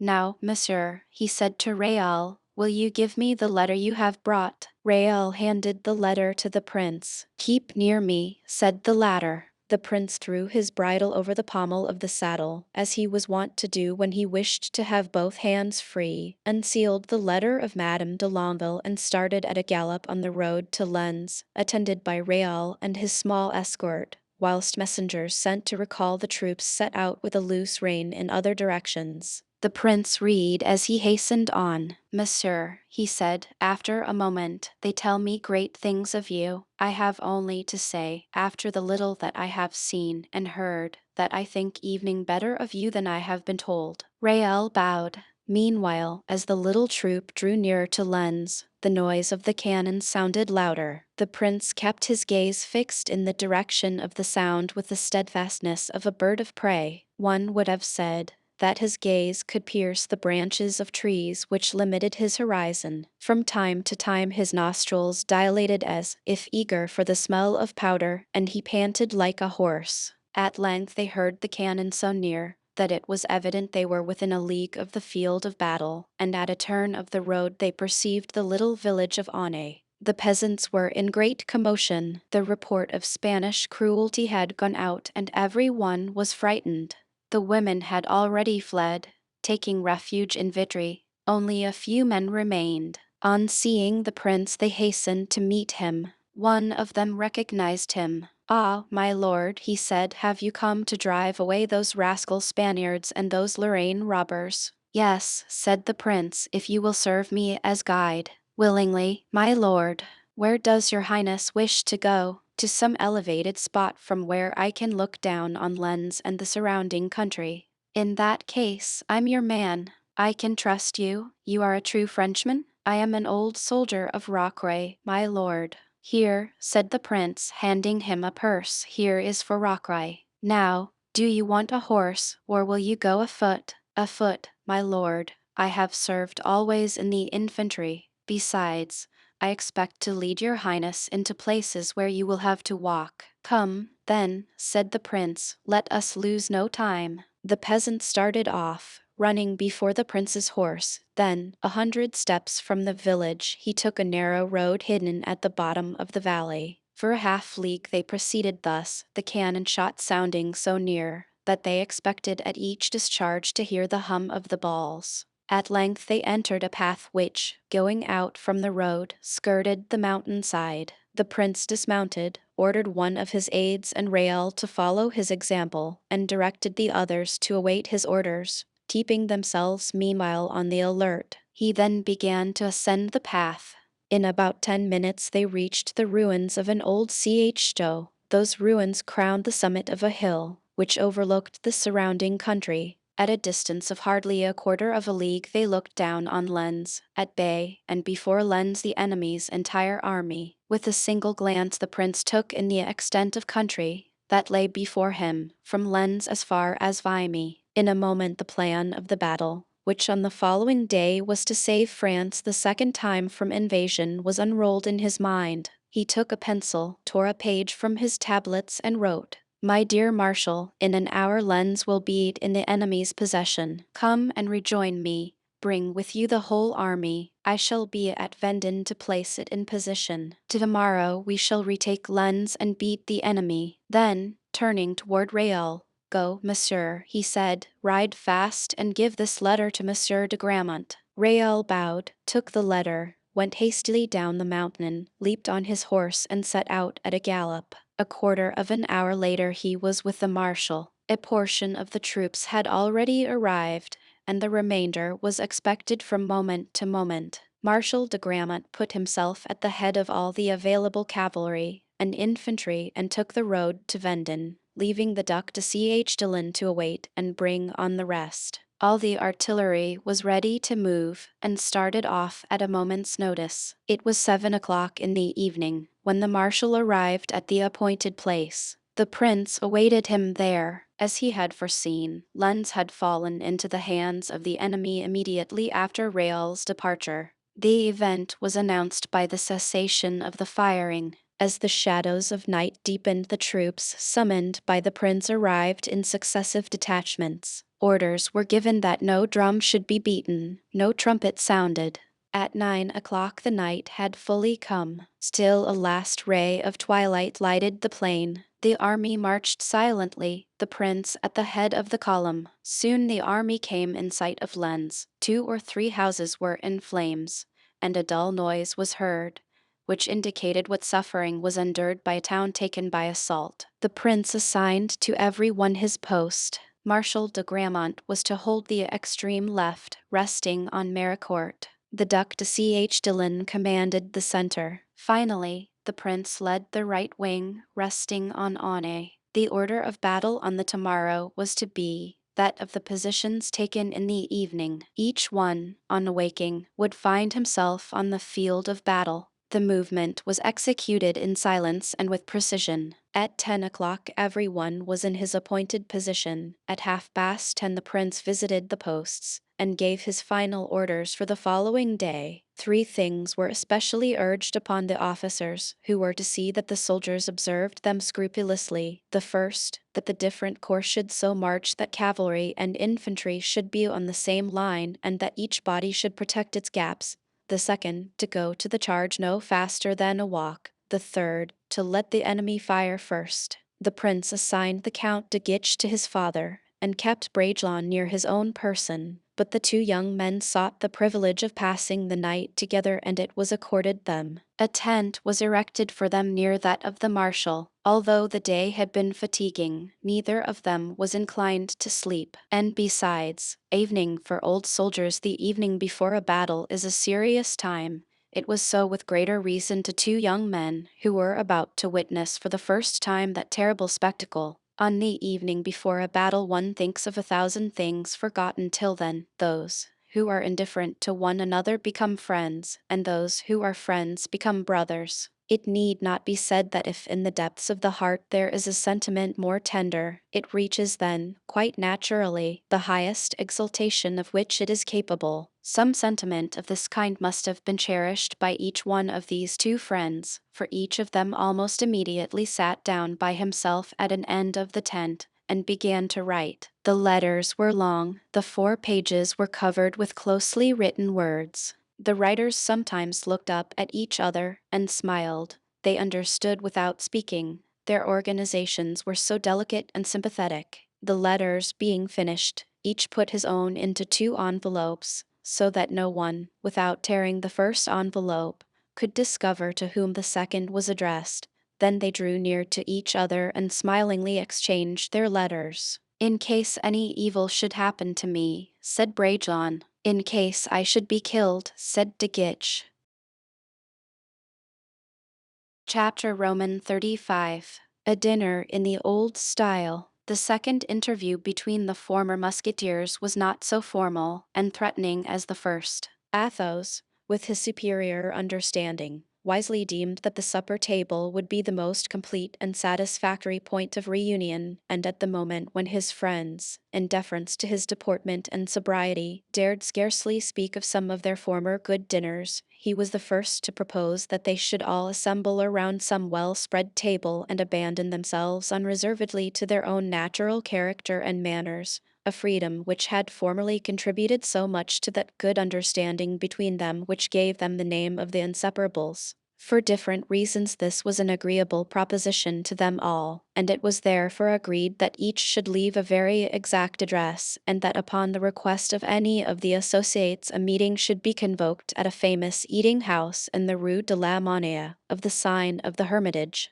The first rendezvous was fixed for the following Wednesday, at 8 o'clock in the evening precisely. On that day, in fact, the 4 friends arrived punctually at the hour, each from his own abode or occupation. Porthos had been trying a new horse, D'Artagnan was on guard at the Louvre, Aramis had been to visit one of his penitents in the neighborhood, and Athos, whose domicile was established in the Rue Gongaud, found himself close at hand. They were, therefore, somewhat surprised to meet altogether at the door of the Hermitage, Athos starting out from the Pont Neuf, Porthos by the Rue de la Rue, D'Artagnan by the Rue des Fosses Saint-Germain-l'Auxerrois, and Aramis by the Rue de Bethisy. The first words exchanged between the 4 friends, on account of the ceremony which each of them mingled with their demonstration, were somewhat forced, and evening the repast began with a kind of stiffness. Athos perceived this embarrassment, and by way of supplying an effectual remedy, called for 4 bottles of champagne. At this order, given in Athos's habitually calm manner, the face of the Gascon relaxed and Porthos's brow grew smooth.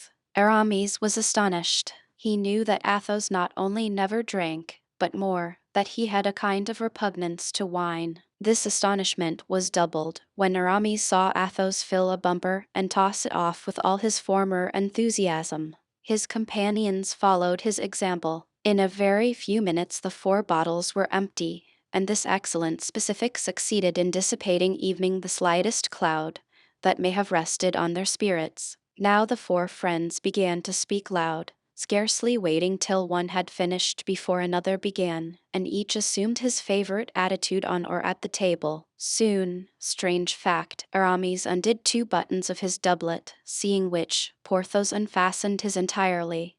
Battles, long journeys, blows given and received, sufficed for the first themes of conversation, which turned upon the silent struggles sustained against him who was now called the great cardinal. "Faith," said Aramis, laughing, "we have praised the dead enough, let us revile the living a little. I should like to say something evil of Mazarin. Is it permissible?" Go on," replied D'Artagnan, laughing heartily. "Relate your story, and I will applaud if it is a good one." A great prince, said Aramis, with whom Mazarin sought an alliance, was invited by him to send him a list of the conditions on which he would do him the honor to negotiate with him. The prince, who had a great repugnance to treat with such an ill-bred fellow, made out a list against the grain, and sent it. In this list there were 3 conditions which displeased Mazarin, and he offered the prince 10,000 crowns to renounce them. Ah, ha, ha, laughed the 3 friends, not a bad bargain, and there was no fear of being taken at his word.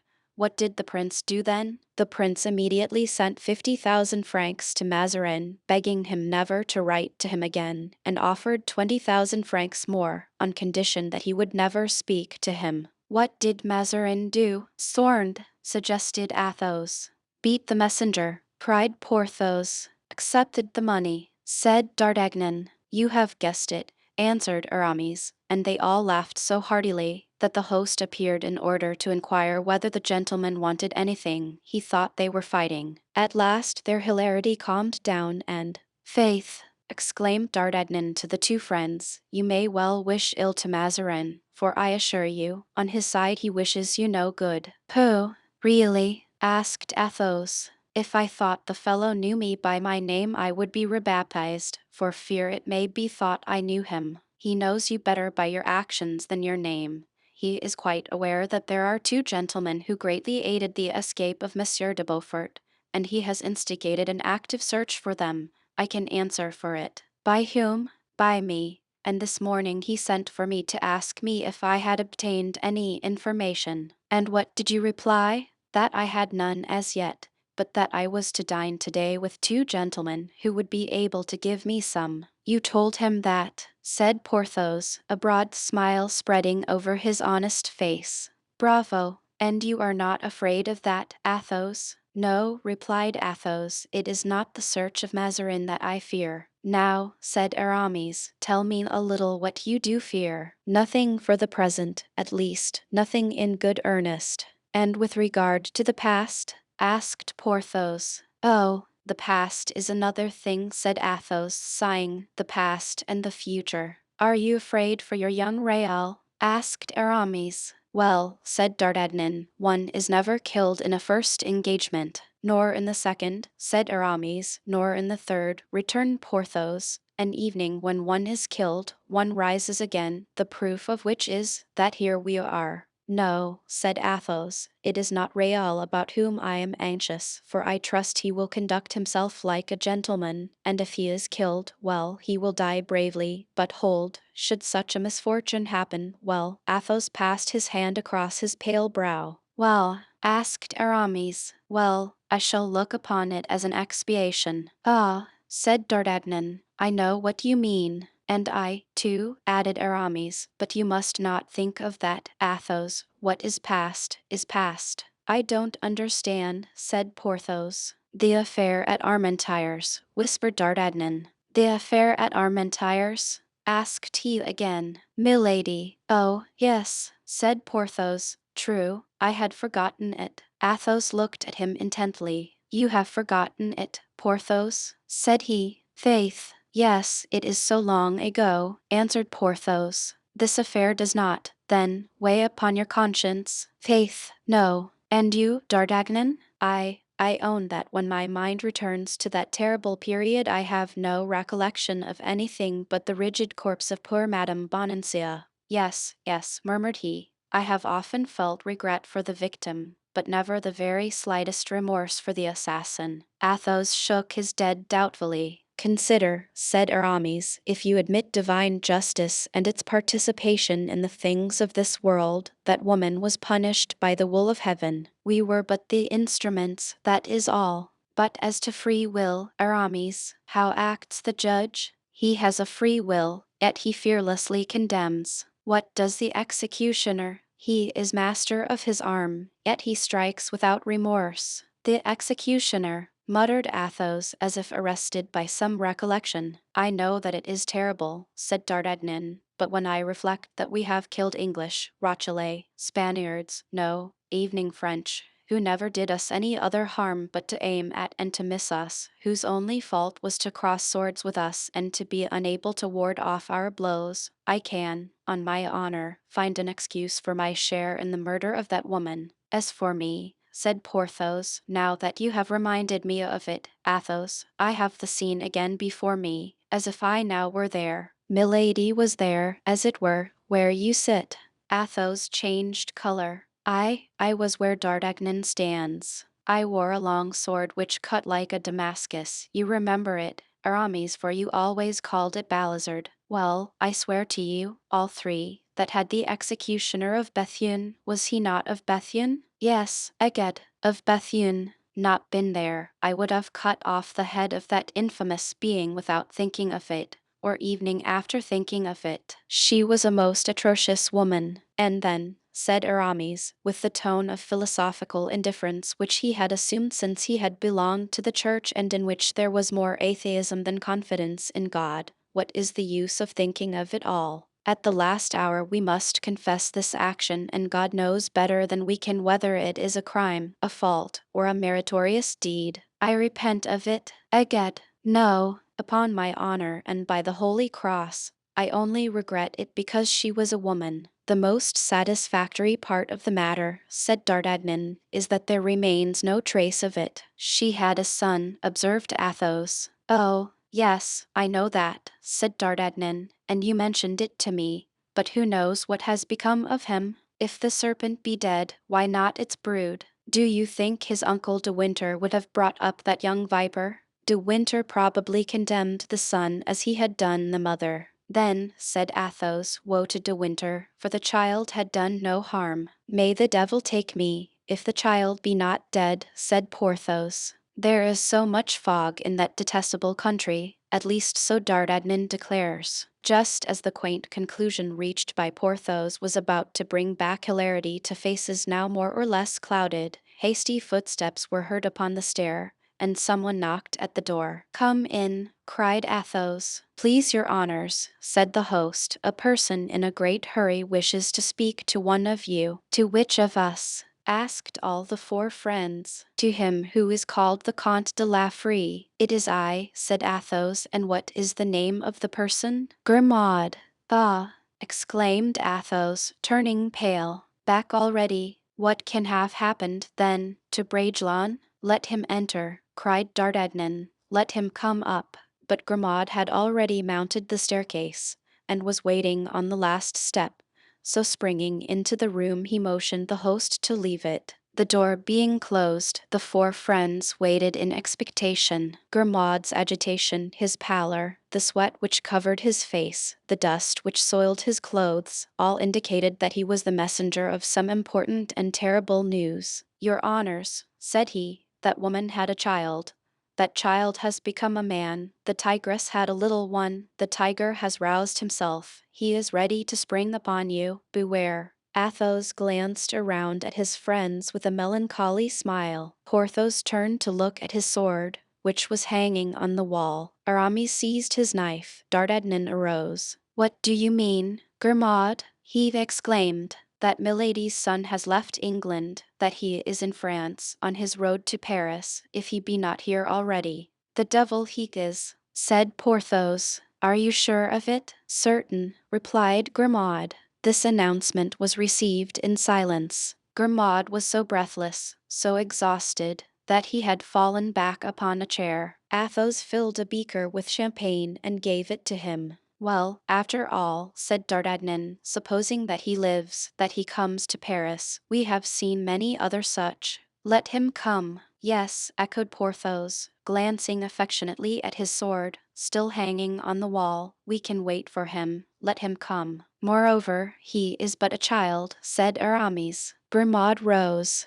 "A child!" he exclaimed. "Do you know what he has done, this child?" Disguised as a monk, he discovered the whole history in confession from the executioner of Bethune, and having confessed him, After having learned everything from him, he gave him absolution by planting this dagger into his heart. See, it is on fire yet with his hot blood, for it is not 30 hours since it was drawn from the wound. And Grimaud threw the dagger on the table. D'Artagnan, Porthos, and Aramis rose and in one spontaneous motion rushed to their swords. Athos alone remained seated, calm and thoughtful. And you say he is dressed as a monk, Grimaud? Yes, as an Augustine monk. What sized man is he? About my height, thin, pale, with light blue eyes and tawny flaxen hair. And he did not see Raoul? Asked Athos. Yes, on the contrary, they met, and it was the Viscount himself who conducted him to the bed of the dying man.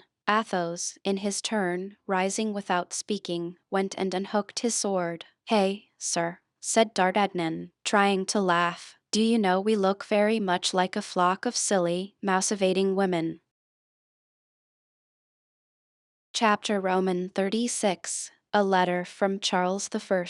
The reader must now cross the Seine with us and follow us to the door of the Carmelite convent in the Rue Saint-Jacques. It is 11 o'clock in the morning, and the pious sisters have just finished saying Mass for the success of the armies of King Charles I. Leaving the church, a woman and a young girl dressed in black, the one as a widow and the other as an orphan, have re-entered their cell. The woman kneels on a prie-dieu of painted wood, and at a short distance from her stands the young girl, leaning against a chair, weeping. The woman must have once been handsome, but traces of sorrow have aged her. The young girl is lovely, and her tears only embellish her. The lady appears to be about 40 years of age, the girl about 14. Oh, God, prayed the kneeling suppliant, protect my husband, guard my son, and take my wretched life instead. Oh, God, murmured the girl, leave me my mother. Your mother can be of no use to you in this world, Henrietta, said the lady, turning around. Your mother has no longer either throne or husband. She has neither son, money nor friends. The whole world, my poor child, has abandoned your mother. And she fell back, weeping, into her daughter's arms. Courage, take courage, my dear mother, said the girl. Ah,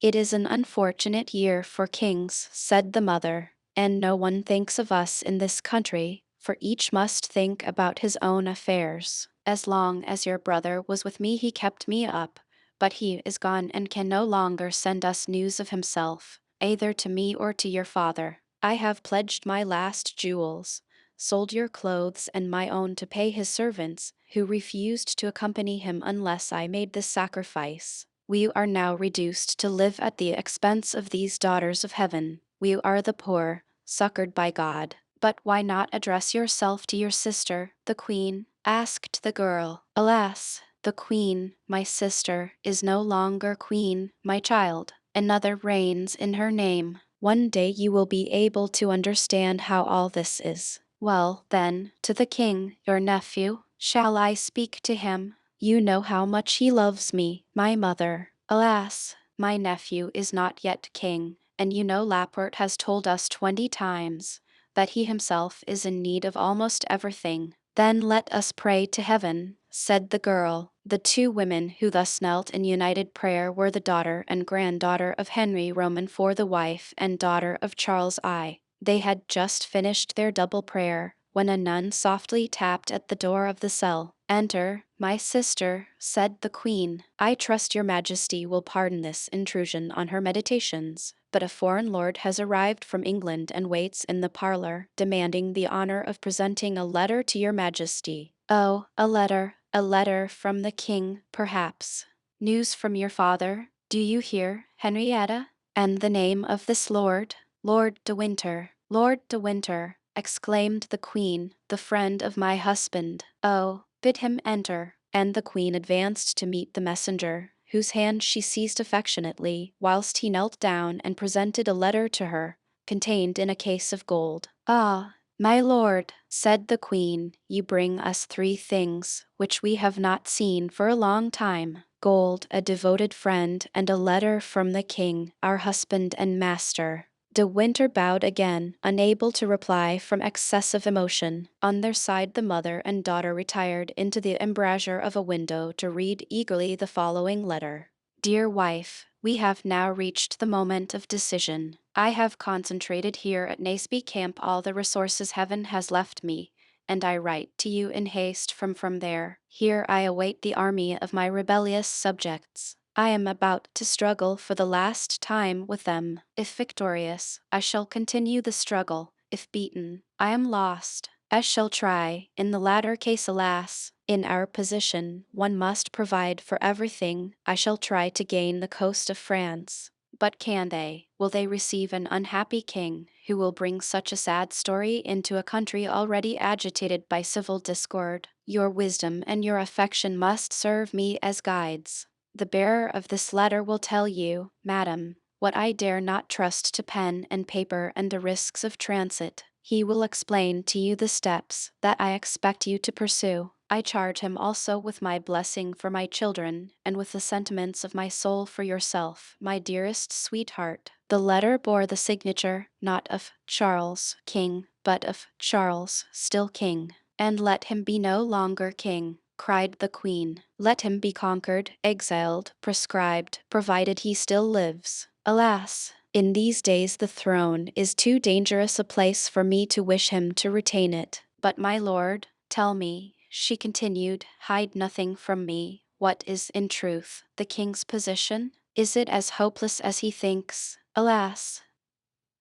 Madam, more hopeless than he thinks. His Majesty has so good a heart that he cannot understand hatred, is so loyal that he does not suspect treason. England is torn in twain by a spirit of disturbance which, I greatly fear, blood alone can exorcise. But Lord Montrose, replied the Queen, I have heard of his great and rapid successes of battles gained. I heard it said that he was marching to the frontier to join the king. Yes, madam, but on the frontier he was met by Leslie. He had tried victory by means of superhuman undertakings. Now victory has abandoned him. Montrose, beaten at Philiphaugh, was obliged to disperse the remains of his army and to fly, disguised as a servant. He is at Bergen, in Norway. Heaven preserve him, said the Queen. It is at least a consolation to know that some who have so often risked their lives for us are safe. And now, my lord, that I see how hopeless the position of the king is, tell me with what you are charged on the part of my royal husband.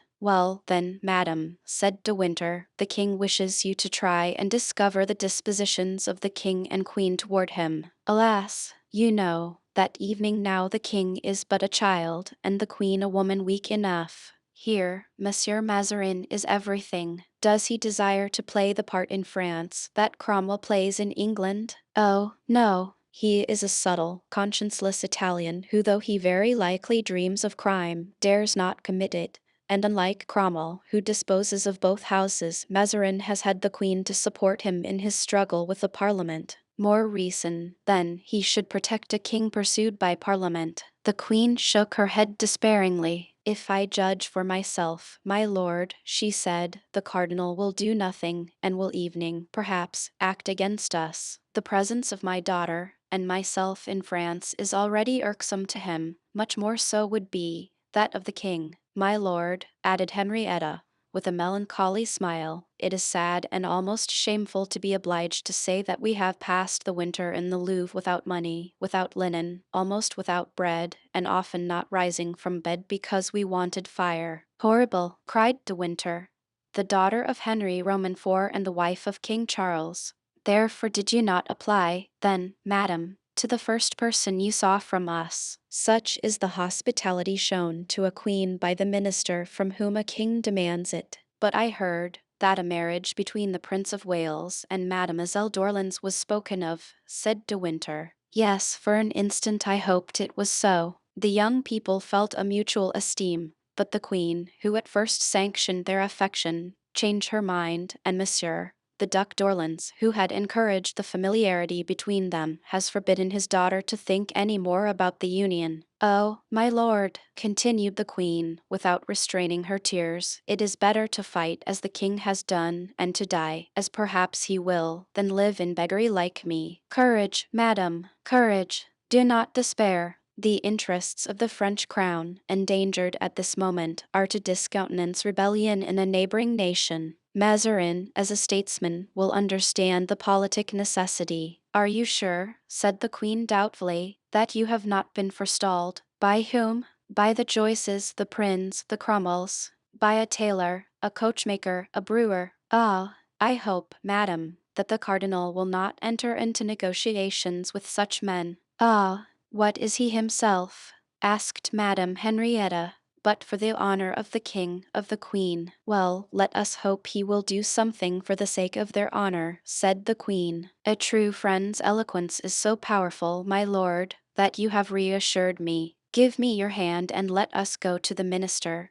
And yet, she'd added, suppose he should refuse and that the king loses the battle. His Majesty will then take refuge in Holland, where I hear His Highness the Prince of Wales now is. And can His Majesty count upon many such subjects as yourself for his flight? Alas, no, madam, answered de Winter, but the case is provided for and I am come to France to seek allies. Allies, said the queen, shaking her head.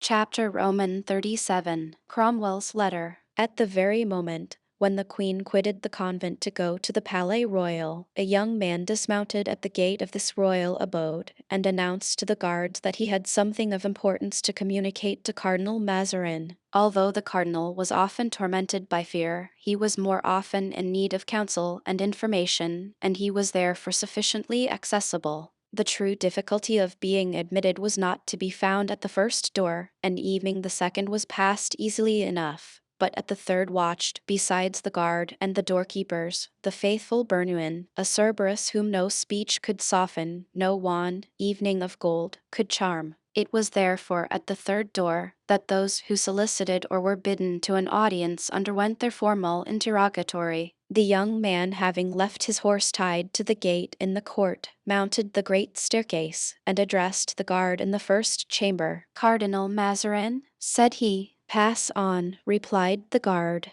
The cavalier entered the second hall, which was guarded by the musketeers and doorkeepers. Have you a letter of audience? Asked a porter, advancing to the new arrival. I have one, but not one from Cardinal Mazarin. Enter, and ask for Monsieur Bernouin, said the porter, opening the door of the third room. Whether he only held his usual post or whether it was by accident, Monsieur Bernouin was found standing behind the door, and must have heard all that had passed. You seek me, sir, said he. From whom may the letter be you bear to his eminence? From General Oliver Cromwell, said the newcomer. Be so good as to mention this name to his eminence and to bring me word whether he will receive me, yes or no. Saying which, he resumed the proud and somber bearing peculiar at that time to Puritans. Bernouin cast an inquisitorial glance at the person of the young man and entered the cabinet of the cardinal, to whom he transmitted the messenger's words.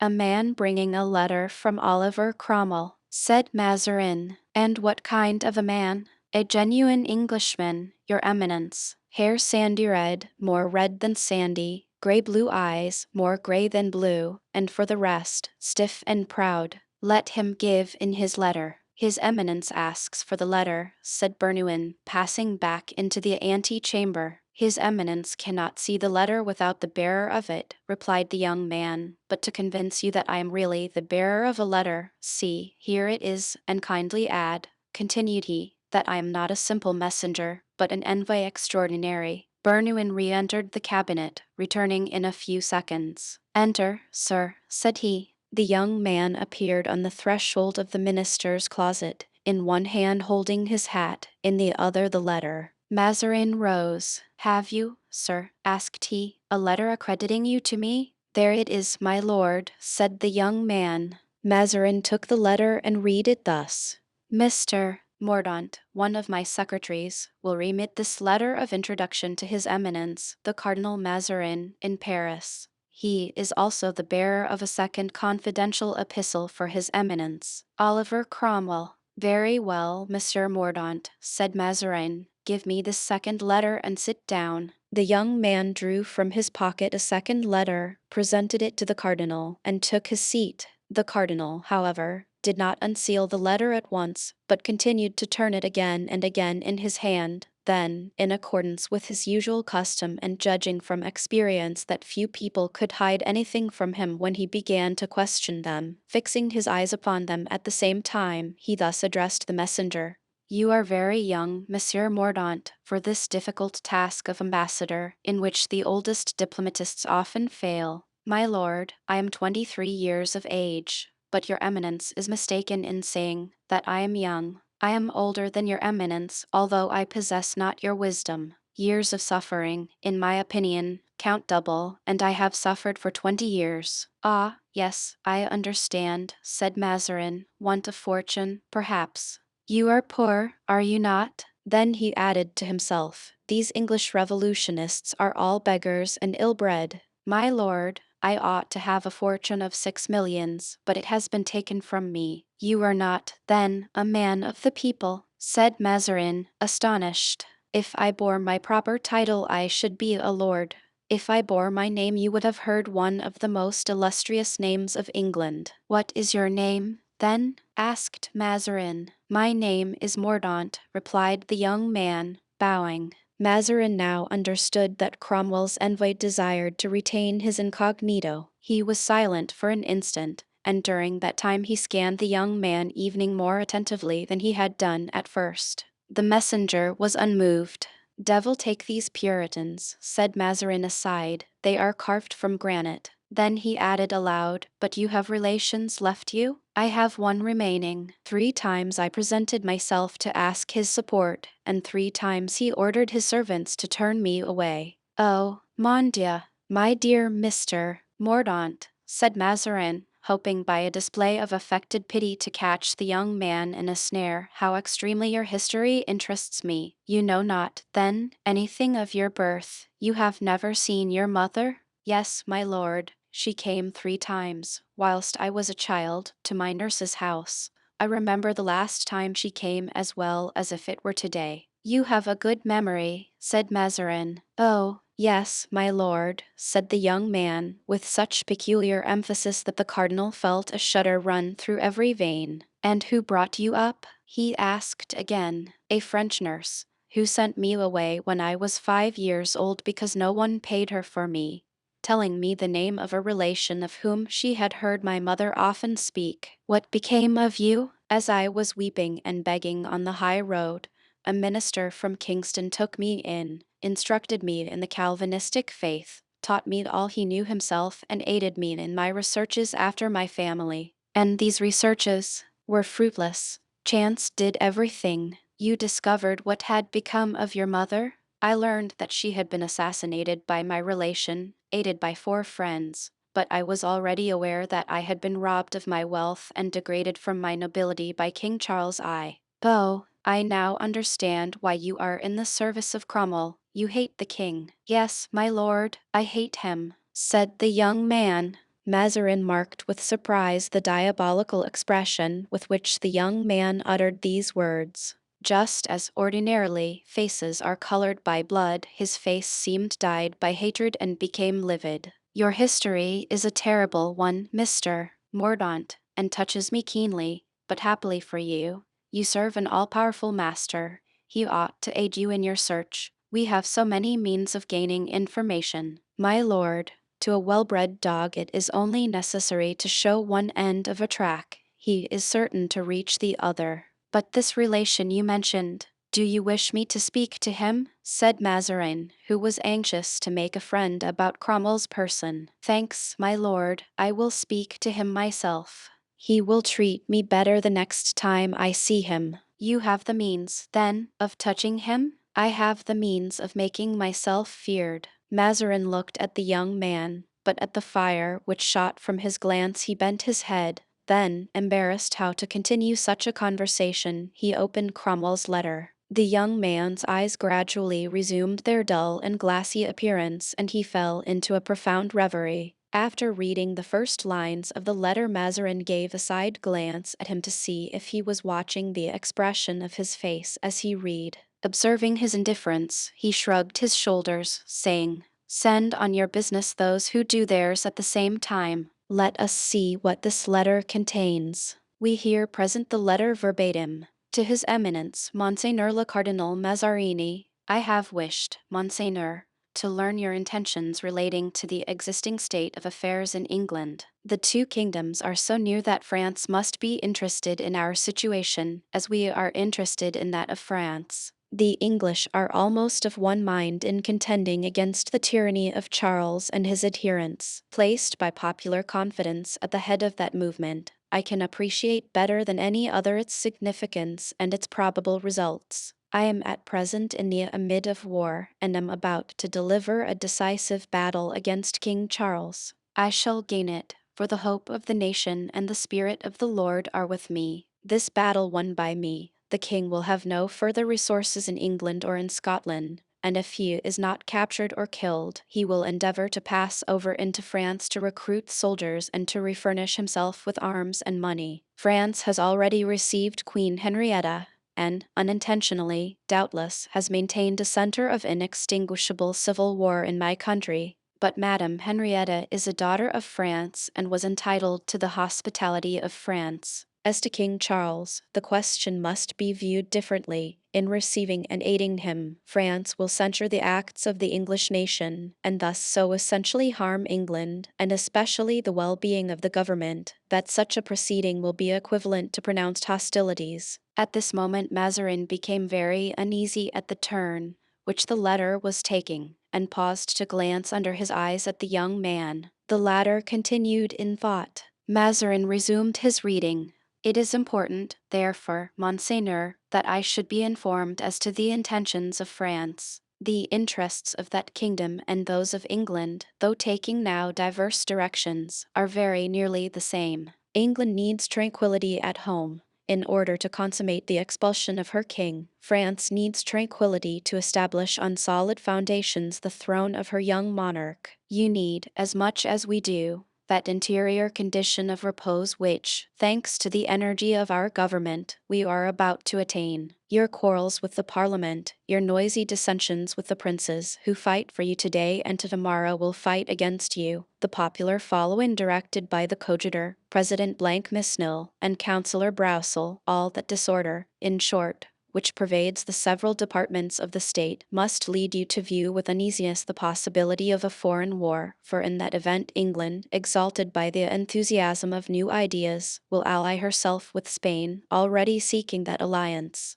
I have therefore believed, Monseigneur, knowing your prudence and your personal relation to the events of the present time, that you will choose to hold your forces concentrated in the interior of the French kingdom and leave to her own the new government of England. That neutrality consists simply in excluding King Charles from the territory of France, and in refraining from helping him, a stranger to your country, with arms, with money or with troops. My letter is private and confidential, and for that reason I send it to you by a man who shares my most intimate counsels. It anticipates, through a sentiment which your eminence will appreciate, measures to be taken after the events. Oliver Cromwell considered it more expedient to declare himself to a mind as intelligent as Mazarin's than to a queen admirable for firmness, without doubt, but too much guided by vain prejudices of birth and of divine right. Farewell, Monseigneur. Should I not receive a reply in the space of 15 days, I shall presume my letter will have miscarried.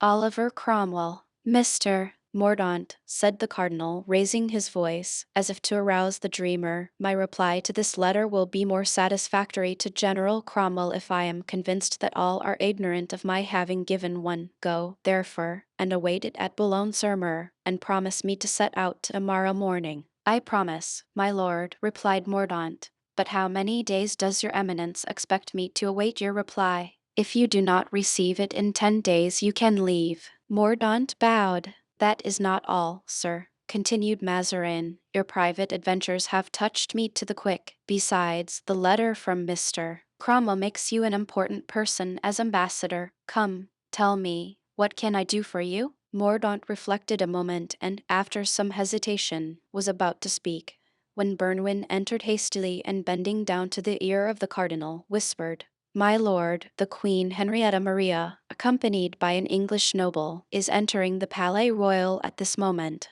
Mazarin made a bound from his chair, which did not escape the attention of the young man, and suppressed the confidence he was about to make. Sir, said the cardinal, you have heard me. I fix on Boulogne because I presume that every town in France is indifferent to you. If you prefer another, name it. But you can easily conceive that, surrounded as I am by influences I can only muzzle by discretion, I desire your presence in Paris to be unknown. I go, sir, said Mordaunt, advancing a few steps to the door by which he had entered. No, not that way, I beg, sir, quickly exclaimed the cardinal. Be so good as to pass by over their gallery, by which you can regain the hall.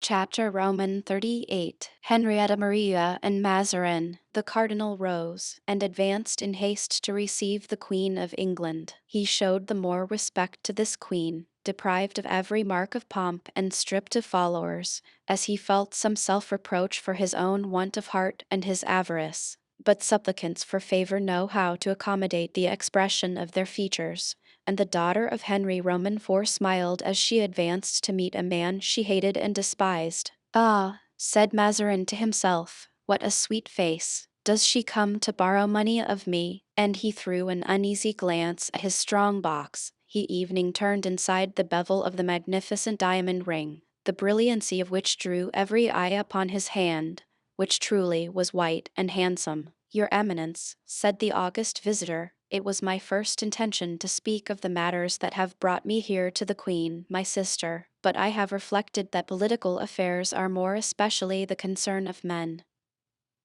Madam, said Mazarin, your Majesty overwhelms me with flattering distinction. He is very gracious, thought the Queen. Can he have guessed my errand? Give, continued the cardinal, your commands to the most respectful of your servants. Alas, sir, replied the Queen, I have lost the habit of commanding and have adopted instead that of making petitions. I am here to petition you. Too happy should my prayer be favorably heard.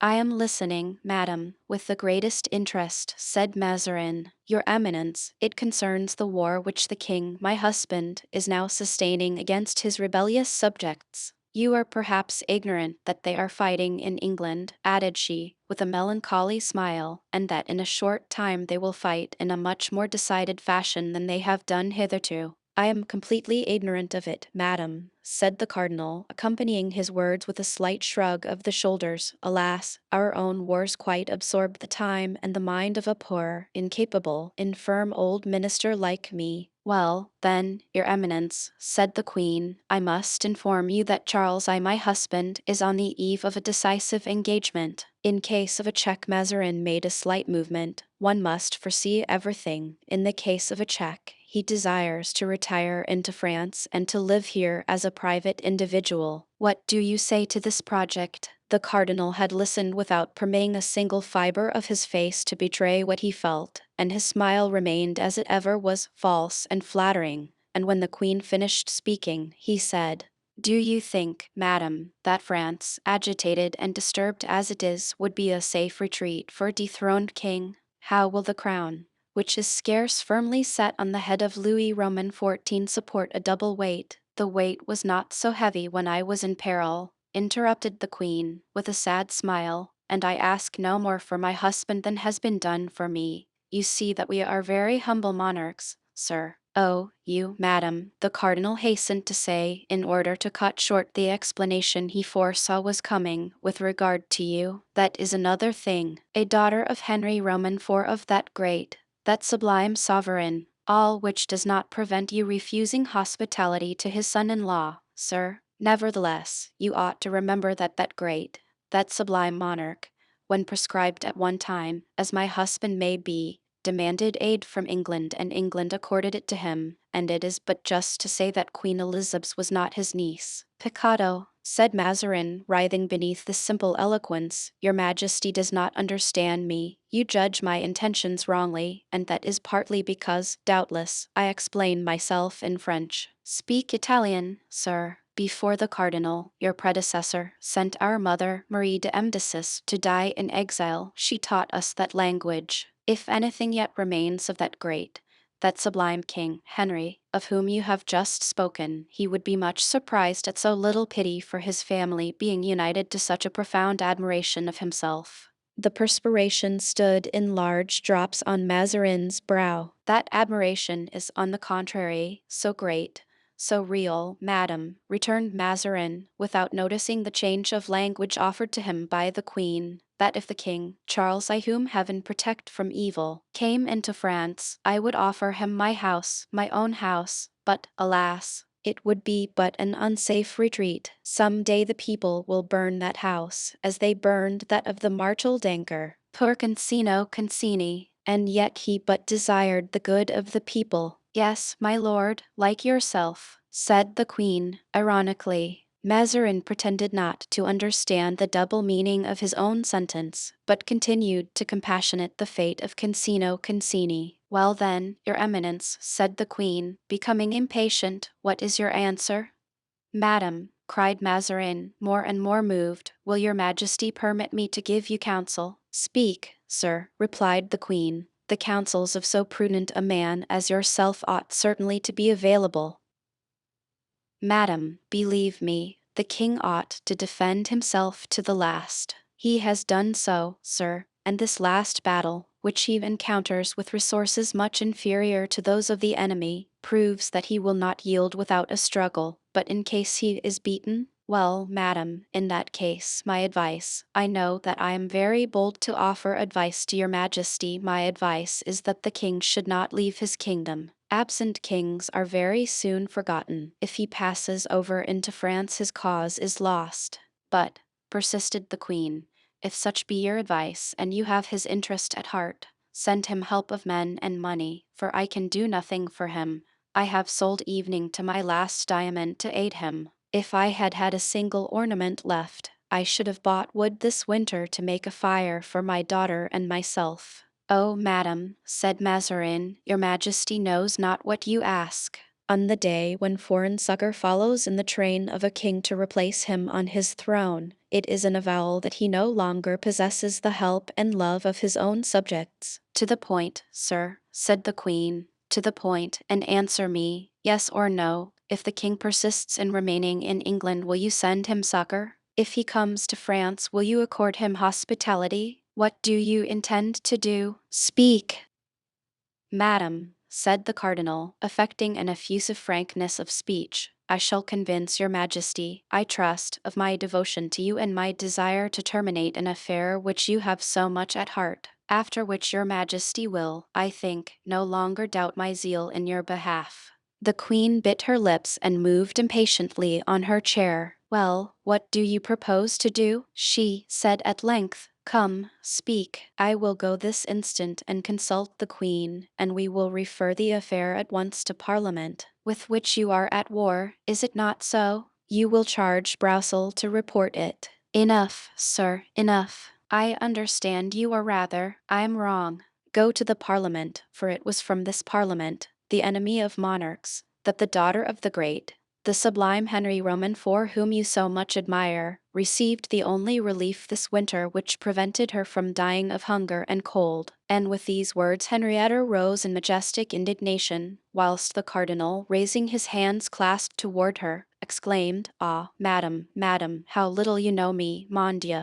But Queen Henrietta, without even turning toward him who made these hypocritical pretensions, crossed the cabinet, opened the door for herself, and passing through the amid of the cardinal's numerous guards, courtiers eager to pay homage, the luxurious show of a competing royalty, she went and took the hand of De Winter, who stood apart in isolation. Poor queen, already fallen, though all bowed before her, as etiquette required, she had now but a single arm on which she could lean. It signifies little, said Mazarin, when he was alone. It gave me pain, and it was an ungracious part to play, but I have said nothing either to the one or to the other. Bernouin entered. See if the young man with the black doublet and the short hair, who was with me just now, is still in the palace. Bernouin went out and soon returned with Comminges, who was on guard. Your eminence, said Comminges, as I was reconducting the young man for whom you have asked, he approached the glass door of the gallery, and gazed intently upon some object, doubtless the picture by Raphael, which is opposite the door. He reflected for a second and then descended the stairs. I believe I saw him mount a grey horse and leave the palace court.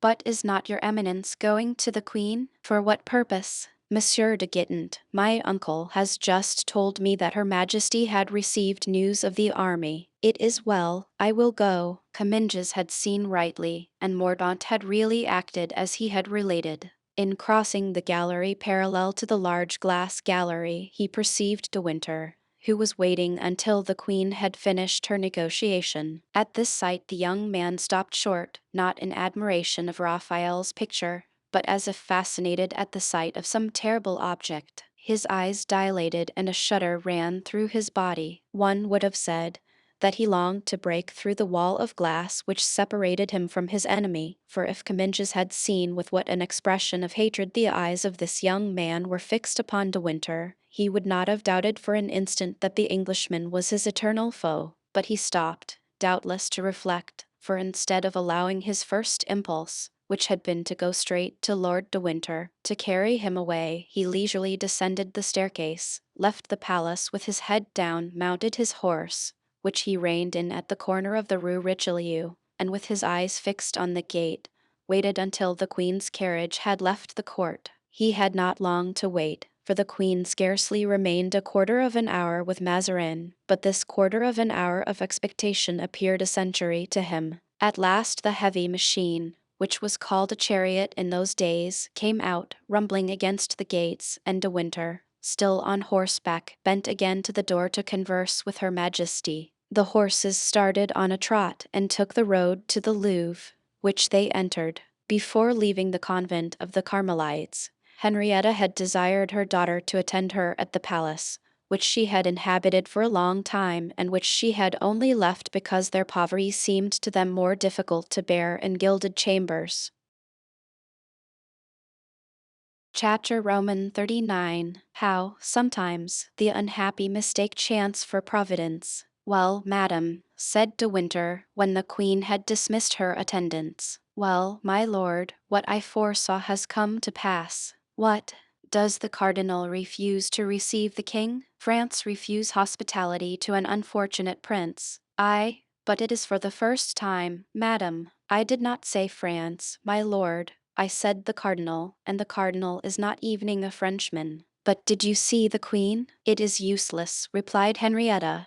The queen will not say yes when the cardinal says no. Are you not aware that this Italian directs everything, both indoors and out? And moreover, I should not be surprised had we been forestalled by Cromwell. He was embarrassed whilst speaking to me, and yet quite firm in his determination to refuse. Then did you not observe the agitation in the Palais Royal, the passing to and fro of busy people? Can they have received any news, my lord? Not from England, madam. I made such haste that I am certain of not having been forestalled. I set out 3 days ago, passing miraculously through the Puritan army, and I took post horses with my servant Tony. The horses upon which we were mounted were bought in Paris. Besides, the king, I am certain, awaits your majesty's reply before risking anything. You will tell him, my lord, resumed the queen, despairingly, that I can do nothing, that I have suffered as much as himself, more than he has, obliged as I am to eat the bread of exile and to ask hospitality from false friends who smile at my tears, and as regards his royal person, he must sacrifice it generously and die like a king. I shall go and die by his side. Madam, madam, exclaimed De Winter, your majesty abandons yourself to despair, and yet, perhaps, there still remains some hope.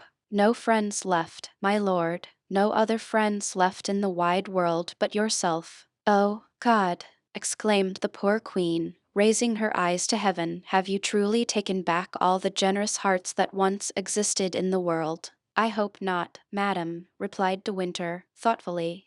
I once spoke to you of 4 men. What can be done with 4? 4 devoted, resolute men can do much, assure yourself, madam, and those of whom I speak performed great things at one time. And where are these 4 men? Ah, that is what I do not know. It is 20 years since I saw them, and yet whenever I have seen the king in danger I have thought of them. And these men were your friends? One of them held my life in his hands, and gave it to me. I know not whether he is still my friend, but since that time I have remained his. And these men are in France, my lord? I believe so. Tell me their names. Perhaps I may have heard them mentioned, and may be able to aid you in finding them. One of them was called the Chevalier d'Ardagnan. Ah, my lord, if I mistake not, the Chevalier d'Ardagnan is lieutenant of royal guards, but take care, for I fear that this man is entirely devoted to the cardinal. That would be a misfortune, said De Winter, and I shall begin to think that we are really doomed. But the others, said the queen, who clung to this last hope as a shipwrecked man clings to the hull of his vessel. The others, my lord. The second, I heard his name by chance, for before fighting us, these 4 gentlemen told us their names. The second was called the Comte de la Frie. As for the 2 others, I had so much the habit of calling them by nicknames that I have forgotten their real ones. Oh, mon Dieu! It is a matter of the greatest urgency to find them out, said the queen, since you think these worthy gentlemen may be so useful to the king. Oh, yes, said De Winter, for they are the same men. Listen, madam, and recall your remembrances. Have you never heard that Queen Anne of Austria was once saved from the greatest danger ever incurred by a queen? Yes, at the time of her relations with Monsieur de Buckingham. It had to do in some way with certain studs and diamonds. Well, it was that affair, madam. These men are the ones who saved her, and I smile with pity when I reflect that if the names of those gentlemen are unknown to you it is because the queen has forgotten them, who ought to have made them the first noblemen of the realm. Well, then, my lord, they must be found. But what can 4 men, or rather 3 men do? For I tell you, you must not count on Monsieur d'Ardagnan. It will be 1 valiant sword the less, but there will remain still 3, without reckoning my own, now 4 devoted men around the king to protect him from his enemies, to be at his side in battle, to aid him with counsel, to escort him in flight, are sufficient, not to make the king a conqueror, but to save him if conquered. And whatever Mazarin may say, once on the shores of France your royal husband may find as many retreats and asylums as the seabird finds in a storm. Seek, then, my lord, seek these gentlemen, and if they will consent to go with you to England, I will give to each a duchy the day that we rescind the throne, besides as much gold as would pave Whitehall. Seek them, my lord, and find them, I conjure you. I will search for them, madam, said De Winter, and doubtless I shall find them. But time fails me. Has your majesty forgotten that the king expects your reply, and awaits it in agony? Then truly we are lost, cried the queen, in the fullness of a broken heart. At this moment the door opened and the young Henrietta appeared. Then the queen, with that wonderful strength which is the privilege of parents, repressed her tears and motioned to De Winter to change the subject. But that act of self-control, effective as it was, did not escape the eyes of the young princess. She stopped on the threshold, breathed a sigh, and addressing the queen, "Why, then, do you always weep, mother, when I am away from you?" she said. The queen smiled, but instead of answering, "See, De Winter," she said, "I have at least gained one thing in being only half a queen, and that is that my children call me mother instead of madam." Then turning toward her daughter, "What do you want, Henrietta?" she demanded.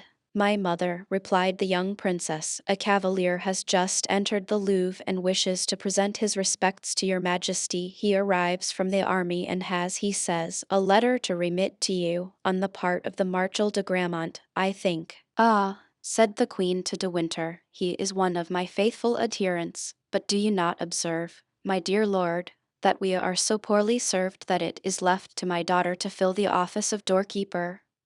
"Madam, have pity on me," exclaimed De Winter, "you wring my heart." "And who is this cavalier, Henrietta?" asked the queen. "I saw him from the window, madam. He is a young man that appears scarce 16 years of age, and is called the Viscount de Bragelonne." The queen, smiling, made a sign with her head.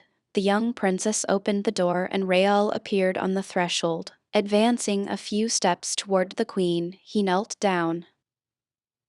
"Madam," said he, "I bear to your majesty a letter from my friend the Count de Guiche, who told me he had the honor of being your servant. This letter contains important news and the expression of his respect." At the name of the Count de Guiche a blush spread over the cheeks of the young princess, and the queen glanced at her with some degree of severity. "You told me that the letter was from the Marshal de Gramont, Henrietta, said the queen. I thought so, madam, stammered the young girl. It is my fault, madam, said Raoul. I did announce myself, in truth, as coming on the part of the Marshal de Gramont, but being wounded in the right arm he was unable to write, and therefore the Count de Guiche acted as his secretary. There has been fighting, then? Asked the queen, motioning to Raoul to rise. Yes, madam, said the young man. At this announcement of a battle having taken place, the princess opened her mouth as though to ask a question of interest,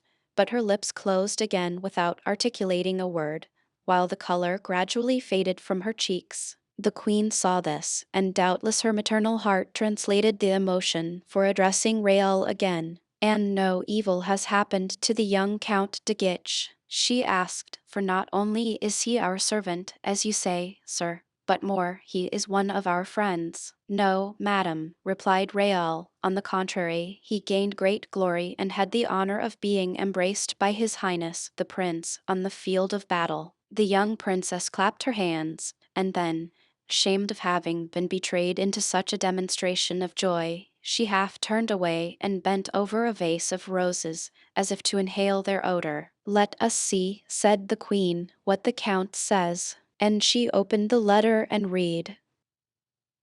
Madam, being unable to have the honor of writing to you myself, by reason of a wound I have received in my right hand, I have commanded my son, the Count de Guiche, who, with his father, is equally your humble servant, to write to tell you that we have just gained the battle of Lens, and that this victory cannot fail to give great power to Cardinal Mazarin and to the Queen over the affairs of Europe. If Her Majesty will have faith in my counsels, she ought to profit by this event to address at this moment, in favor of her august husband, the court of France, the Vicomte de Bragelonne, who will have the honor of remitting this letter to your Majesty, is the friend of my son, who owes to him his life.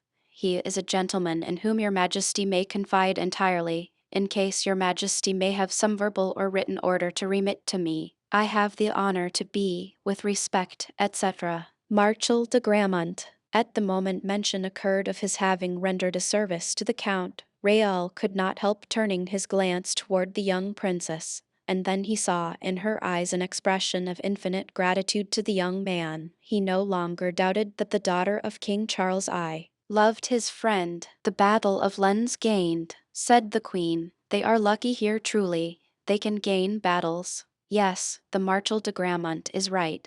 This will change the aspect of French affairs, but I much fear it will do nothing for English, even if it does not harm them. This is recent news, sir, continued she, and I thank you for having made such haste to bring it to me. Without this letter I should not have heard till to-morrow, perhaps after to-tomorrow, the last of all Paris.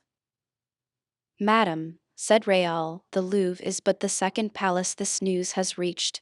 It is as yet unknown to all, and I had sworn to the Count de Guiche to remit this letter to your Majesty before evening I should embrace my guardian. Your guardian? Is he, too, a Bragelonne? Asked Lord de Winter. I once knew a Bragelonne. Is he still alive? No, sir, he is dead, and I believe it is from him my guardian, whose near relation he was, inherited the estate from which I take my name. And your guardian, sir? Asked the queen, who could not help feeling some interest in the handsome young man before her. What is his name? The Comte de la Fere, madam, replied the young man, bowing. De Winter made a gesture of surprise, and the queen turned to him with a start of joy. The Comte de la Fere, she cried, have you not mentioned that name to me? As for De Winter, he could scarcely believe that he had heard aright. The Comte de la Fere, he cried in his turn. Oh, sir, reply, I entreat you.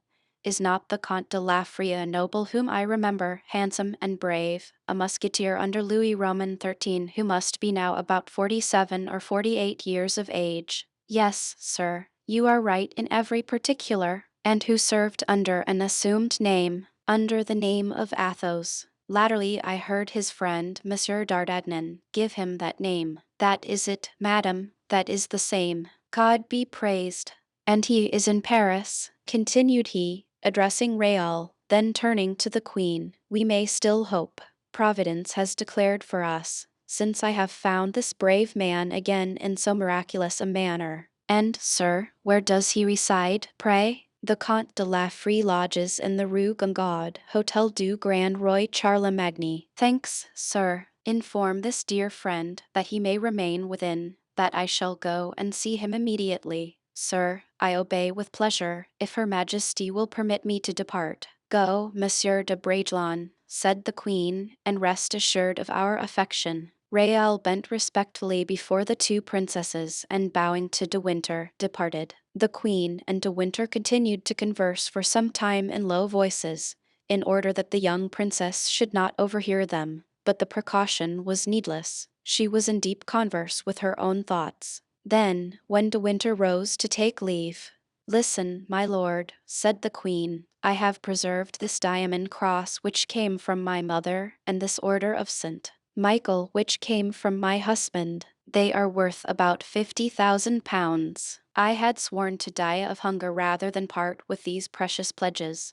But now, that this ornament may be useful to him or his defenders, everything must be sacrificed. Take them, and if you need money for your expedition, sell them fearlessly, my lord. But should you find the means of retaining them, remember, my lord, that I shall esteem you as having rendered the greatest service that a gentleman can render to a queen, and in the day of my prosperity he who brings me this order and this cross shall be blessed by me and my children." "Madam," replied De Winter, "your Majesty will be served by a man devoted to you. I hasten to deposit these two objects in a safe place, nor should I accept them if the resources of our ancient fortune were left to us. But our estates are confiscated, our ready money is exhausted, and we are reduced to turn to service everything we possess." Chapter 40. Uncle and Nephew. The horse and servant belonging to De Winter were waiting for him at the door. He proceeded toward his abode very thoughtfully, looking behind him from time to time to contemplate the dark and silent frontage of the Louvre. It was then that he saw a horseman, as it were, detach himself from the wall and follow him at a little distance. In leaving the Palais Royal he remembered to have observed a similar shadow. "Tony," he said, motioning to his groom to approach. "Here I am, my lord. Did you remark that man who is following us?" "Yes, my lord." "Who is he?" "I do not know, only he has followed your grace from the Palais Royal, stopped at the Louvre to wait for you, and now leaves the Louvre with you." "Some spy of the cardinal," said De Winter to him, aside. "Let us pretend not to notice that he is watching us." And spurring on he plunged into the labyrinth of streets which led to his hotel, situated near the Marais, for having for so long a time lived near the Place Royale, Lord de Winter naturally returned to lodge near his ancient dwelling. The unknown spurred his horse to a gallop. De Winter dismounted at his hotel and went up into his apartment, intending to watch the spy. But as he was about to place his gloves and hat on a table, he saw reflected in a glass opposite to him a figure which stood on the threshold of the room. He turned around and Mordaunt stood before him. There was a moment of frozen silence between these two. "Sir," said De Winter, "I thought I had already made you aware that I am weary of this persecution. Withdraw, then, or I shall call and have you turned out as you were in London." "I am not your uncle. I know you not." "My uncle," replied Mordaunt, with his harsh and bantering tone. "You are mistaken. You will not have me turned out this time as you did in London. You dare not. As for denying that I am your nephew, you will think twice about it now that I have learned some things of which I was ignorant a year ago." "And how does it concern me what you have learned?" said De Winter. "Oh, it concerns you very closely, my uncle, I am sure, and you will soon be of my opinion," added he, with a smile which sent a shudder through the veins of him he thus addressed. "When I presented myself before you for the first time in London, it was to ask you what had become of my fortune. The second time it was to demand who had sullied my name, and this time I come before you to ask a question far more terrible than any other, to say to you as God said to the first murderer, Cain, what have you done to your brother Abel? My lord, what have you done with your sister, who was my mother?" De Winter shrank back from the fire of those scorching eyes. "Your mother?" he said. Yes, my lord, my mother, replied the young man, advancing into the room until he was face to face with Lord de Winter, and crossing his arms. I have asked the headsman of Bethune, he said, his voice hoarse and his face livid with passion and grief. And the headsman of Bethune gave me a reply. De Winter fell back in a chair as though struck by a thunderbolt, and in vain attempted a reply. Yes, continued the young man, all is now explained. With this key I open the abyss. My mother inherited an estate from her husband. You have assassinated her. My name would have secured me the paternal estate. You have deprived me of it. You have despoiled me of my fortune. I am no longer astonished that you knew me not. I am not surprised that you refused to recognize me. When a man is a robber, it is hard to call him nephew whom he has impoverished. When one is a murderer, to recognize the man whom one has made an orphan. These words produced a contrary effect to that which Mordaunt had anticipated. De Winter remembered the monster that Milady had been. He rose, dignified and calm, restraining by the severity of his look the wild glance of the young man. You desire to fathom this horrible secret? Said De Winter. Well, then, so be it. No, then, what manner of woman it was for whom today you call me to account. That woman had, in all probability, poisoned my brother, and in order to inherit from me she was about to assassinate me in my turn. I have proof of it. What say you to that? I say that she was my mother. She caused the unfortunate Duke of Buckingham to be stabbed by a man who was, before that, honest, good and pure. What say you to that crime, of which I have the proof? She was my mother. On our return to France, she had a young woman who was attached to one of her opponents poisoned in the convent of the Augustines at Bethune. Will this crime persuade you of the justice of her punishment? For of all this I have the proofs. She was my mother, cried the young man, who uttered these three successive exclamations with constantly increasing force. At last, charged with murders, with debauchery, hated by everyone, and yet threatening still, like a panther thirsting for blood, she fell under the blows of men whom she had rendered desperate. Though they had never done her the least injury, she met with judges whom her hideous crimes had evoked, and that executioner you saw, that executioner who you say told you everything, that executioner, if he told you everything, told you that he leaped with joy in avenging on her his brother's shame and suicide, depraved as a girl, adulterous as a wife, an unnatural sister, homicide, poisoner, execrated by all who knew her, by every nation that had been visited by her. She died accursed by heaven and earth. A sob which Mordaunt could not repress burst from his throat, and his livid face became suffused with blood. He clenched his fists. Sweat covered his face, his hair, like Hamlet's, stood on end, and racked with fury he cried out, "Silence, sir! She was my mother. Her crimes, I know them not.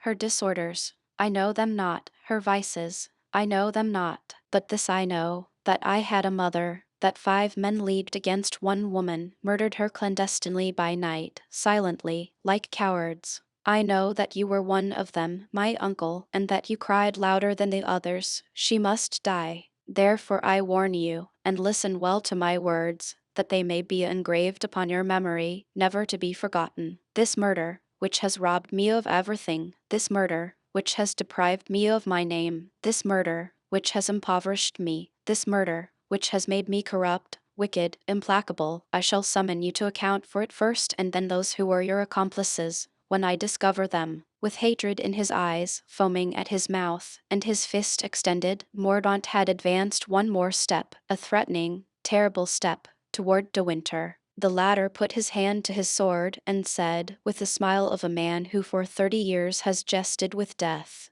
"Would you assassinate me, sir? Then I shall recognize you as my nephew, for you would be the worthy son of such a mother." "No," replied Mordaunt, forcing his features and the muscles of his body to resume their usual places and be calm. "No, I shall not kill you, at least not at this moment, for without you I could not discover the others. But when I have found them, then tremble, sir." I stabbed to the heart the headsman of Bethune, without mercy or pity, and he was the least guilty of you all. With these words the young man went out and descended the stairs with sufficient calmness to pass unobserved. Then upon the lowest landing place he passed Tony, leaning over the balustrade, waiting only for a call from his master to mount to his room.